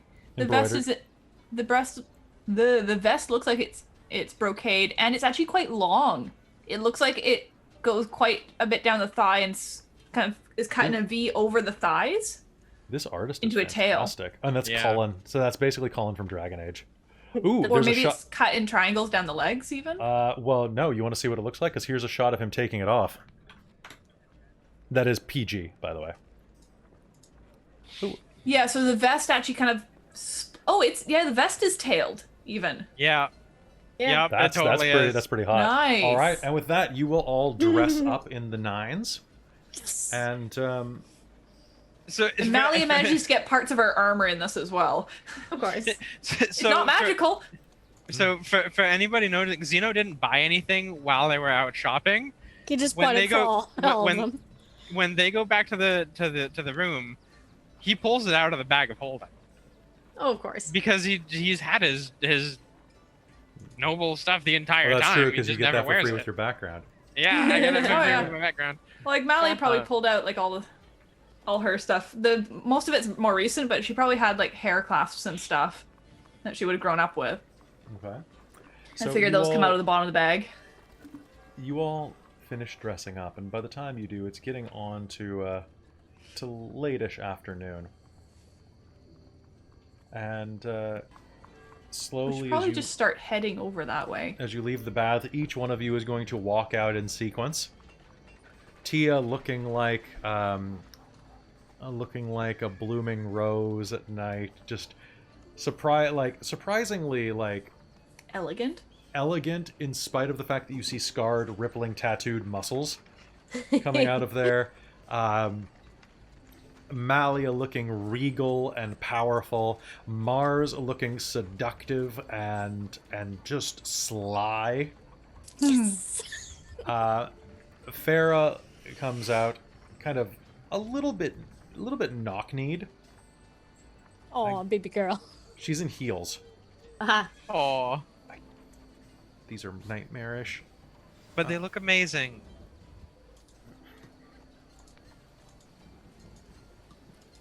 Get I Mars like your to vest. Thank you. help you And- with those. And next time, I can wear the tall ones if you want. You don't need to be any taller. You're already a freak. I am a freak. Let's go. As you gather your things and start heading out, Gerda will say, "Oh, thank you for staying with us. A message came while you were in the bath, Mr. Rightwing." Yes. She'll hand you a piece of paper. Xeno. It says in a flowing script that you'll recognize. Of course. I couldn't think of any way in. And if I can't give my life for my people, then I'll have to give something else. I hope to see you again someday. Take care. It's a nice bow. Very. And she signs the I in her name with a heart. Of course she does. Can I insight check that? Absolutely. Oh, thank God I rolled a high number. Okay. That's gonna be a 21. Sure. What are you trying to gather out of this? What do you think?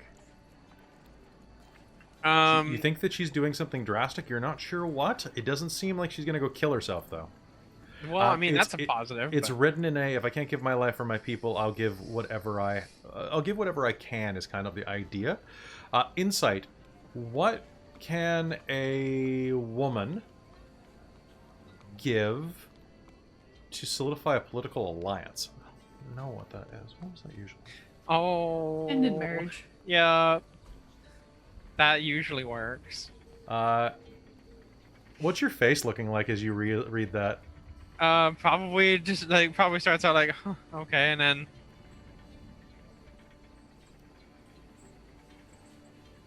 What? no, I'll hold it up for Farrah to see. Because she was the first one to ask about it. What? Oh, you poor clueless little elf. Hey, I mean, I know what it means. I'm not clueless about that. Well, we should probably get going. I mean, this isn't going to solve anything. Just waiting around here. Yeah. Oh God, why is my life so hard? It's not hard. We're about to go save the world, like, super easily. Fairly an inconvenience. It's no inconvenience at all, really. It's not even. How many times have we done it? A few at this point. What's The one world more? just seems to keep getting bigger, though. It Like, does. each time we think we're saving the world, then it turns out it's huger. And I then guess we saved like after a this, chunk it's of gonna the be world. terrifyingly huge. Oh. Going global. Xena will turn to the person at the front desk like, oh, was this it? Absolutely. How long ago was this left? While we were in Bass. While you were in the baths, is when I received it. My front desk person was the one who, she's new. I think it was earlier today. Okay. Well, thank you for passing it to me. Have a Mally wonderful will slip travel. some gold across the counter. You're so kind. I know, right? Oh, I suppose, there was someone else who came by looking for you. Oh? A dwarven gentleman. Oh. Did he give a name? He didn't. You weren't staying here at the time. Wink, unfortunately. We have a Mally strict- will just kind of wink back. we have a strict policy about giving out names or even accepting messages from anyone who hasn't been seen in here before. We saw the young lady who left the note, so we made an exception. He was inquiring around. I told him to maybe try one of the local taverns or to maybe try Ludo's Playhouse. Do you have a rough description of him? What did he look like? Dwarven, scarred face, beard was burnt on the right side. Hair was kind of a reddish rust. But it This is started not Cadmus, I'm guessing. No, not even at all. Starting to go gray at the tip, and a large scar over his left eye. Does this ring any bells from Alia? Not even a little bit. It smelled like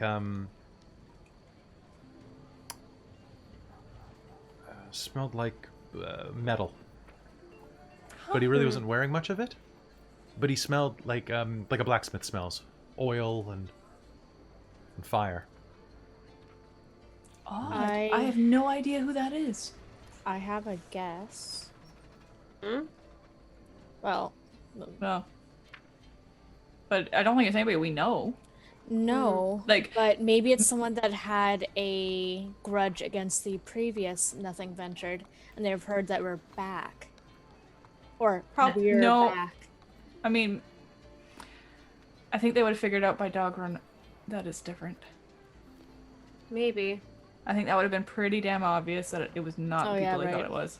Never mind. It was just an idea. But Mally was kind of going, like, she doesn't know about the library. No. Let's not spread it around. But I wonder what that does make me think of. Perhaps if Edagon and the rest of them, if they did make many enemies, that would have been pretty confused hearing that Nothing Ventured is together again and venturing. Potentially. I think Yeah. they would have figured out pretty quick that it was a new party. But also, No, but we still have something to do with Edagon. That's Pissed off a She's lot right. of people, though. True. Mm-hmm. Oh, that means we have a lot of enemies. Yeah. Oh. I'm sure we pissed off a lot. Guaranteed somebody's not happy about And stuff. I mean, so we're still inside at the Mhm. moment, right? Yeah. Okay. Okay. By the way, actually, so Christine asking, Yes. did those clockwork things remind me a hell of a lot of the idea of Warforged?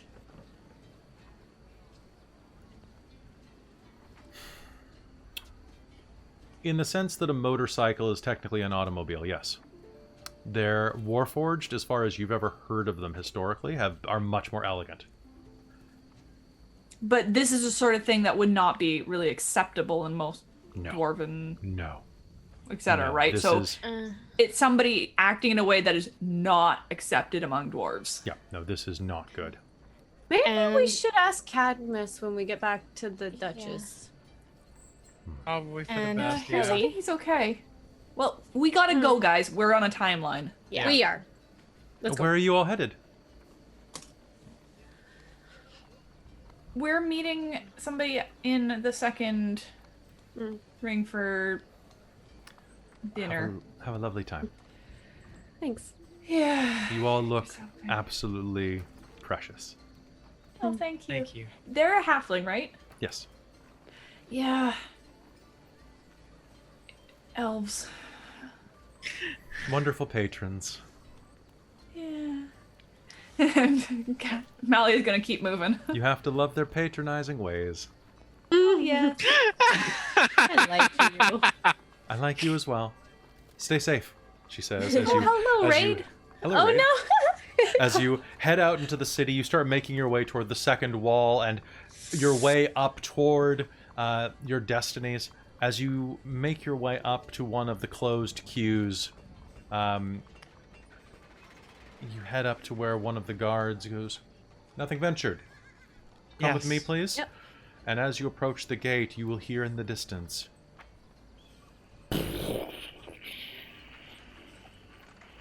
in the direction of Ludo's playhouse. Well, you've got to be fucking kidding me. And I think we should call game there.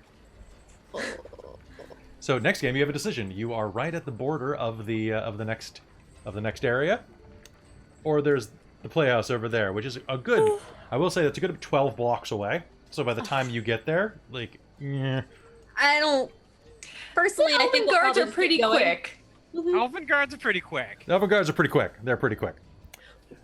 What was the place that got burnt down before? It was the Red Goblet or something like that? It was the Red Goblet, yeah. Was that We like have just across- been like how far from wrecking that was so much it? shit by just existing. Probably about another 4 blocks away. Okay, so not that far, but it's still like, oh, please, hopefully people are paying attention to that area. Yes, That's I don't think it was quite as bad because Ludo's Playhouse is sturdy, designed for discrete rooms. It's not just like a common area. It's got a lot of like reinforced soundproof areas because it's Yeah. quite a playhouse. We'll put it that way. Nice. All right, so hey guys, that's going to be it for us tonight. Thank you very much for tuning in. I hope you enjoyed this episode as we went through a lore dump, did some shopping, got some super sexy outfits, and so what I really want to say is that if this is your first time coming and watching Shards of Nyrn, please tune in next week. I've been waiting for this game for about a year. That's all it is. So I think you're gonna like. I mean, it's gonna be a totally normal game. We're just gonna mostly like eat shrimp cocktails and talk to elves. Yeah. So and all of you I guys really believe that. be sure I to don't have some believe it at energy all. drinks beforehand. And I have like, some of those. amp yourself up before game because it's gonna be great. Even better. Next week I don't work on Wednesday. I took Right? the day off. I have the Yeah. whole day to rest. Next Oh, week, boy. Christine, is the episode where I was like, should I pre-record my dialogue? Because I have to have an argument between 3 people simultaneously while hitting a monologue. And I'm like, You might want to do that. it'll sound weird. So I might pre-script okay. part of it. Oh yeah. And It'll be fine. It'll be fine. honestly, Maybe for and the so Night Tide in the YouTube. chat is saying the DM's already smiling. You know it's too late. I've been It's too smiling for late. months. And yeah. You maybe don't know Kelly all that well yet. But you will. um, You will. Yeah. Maybe it's something you could do We for, basically like, to know that give even though you he's one- not smiling, it's already too late. He has Yeah. one hell of a plan. See, as soon as we agreed to play this game, it was too late. It was too late. Maybe it's a Which, game. Maybe it's If the you DM's want to plans. see Maybe him it's Maybelline. wreck characters, go back to yesterday's Rhyme of the Frost Yep. Maiden episode. I saw as a chunk he of that. Wrecks all of us. It was. Did you watch the end, Amy? Where Oh, I No, was. I saw the part where you ruined Robin's character. Yeah. Where she was like losing her shit and going like, no, no, no, no, no, no, no, no, no, no. well, It got worse. Oh, well, thank you It so much, got Night Guy. worse. All right, guys. So It- that's it gonna got be worse. that's gonna be it. We're gonna call it here. So we will see you all later. Good night, everybody.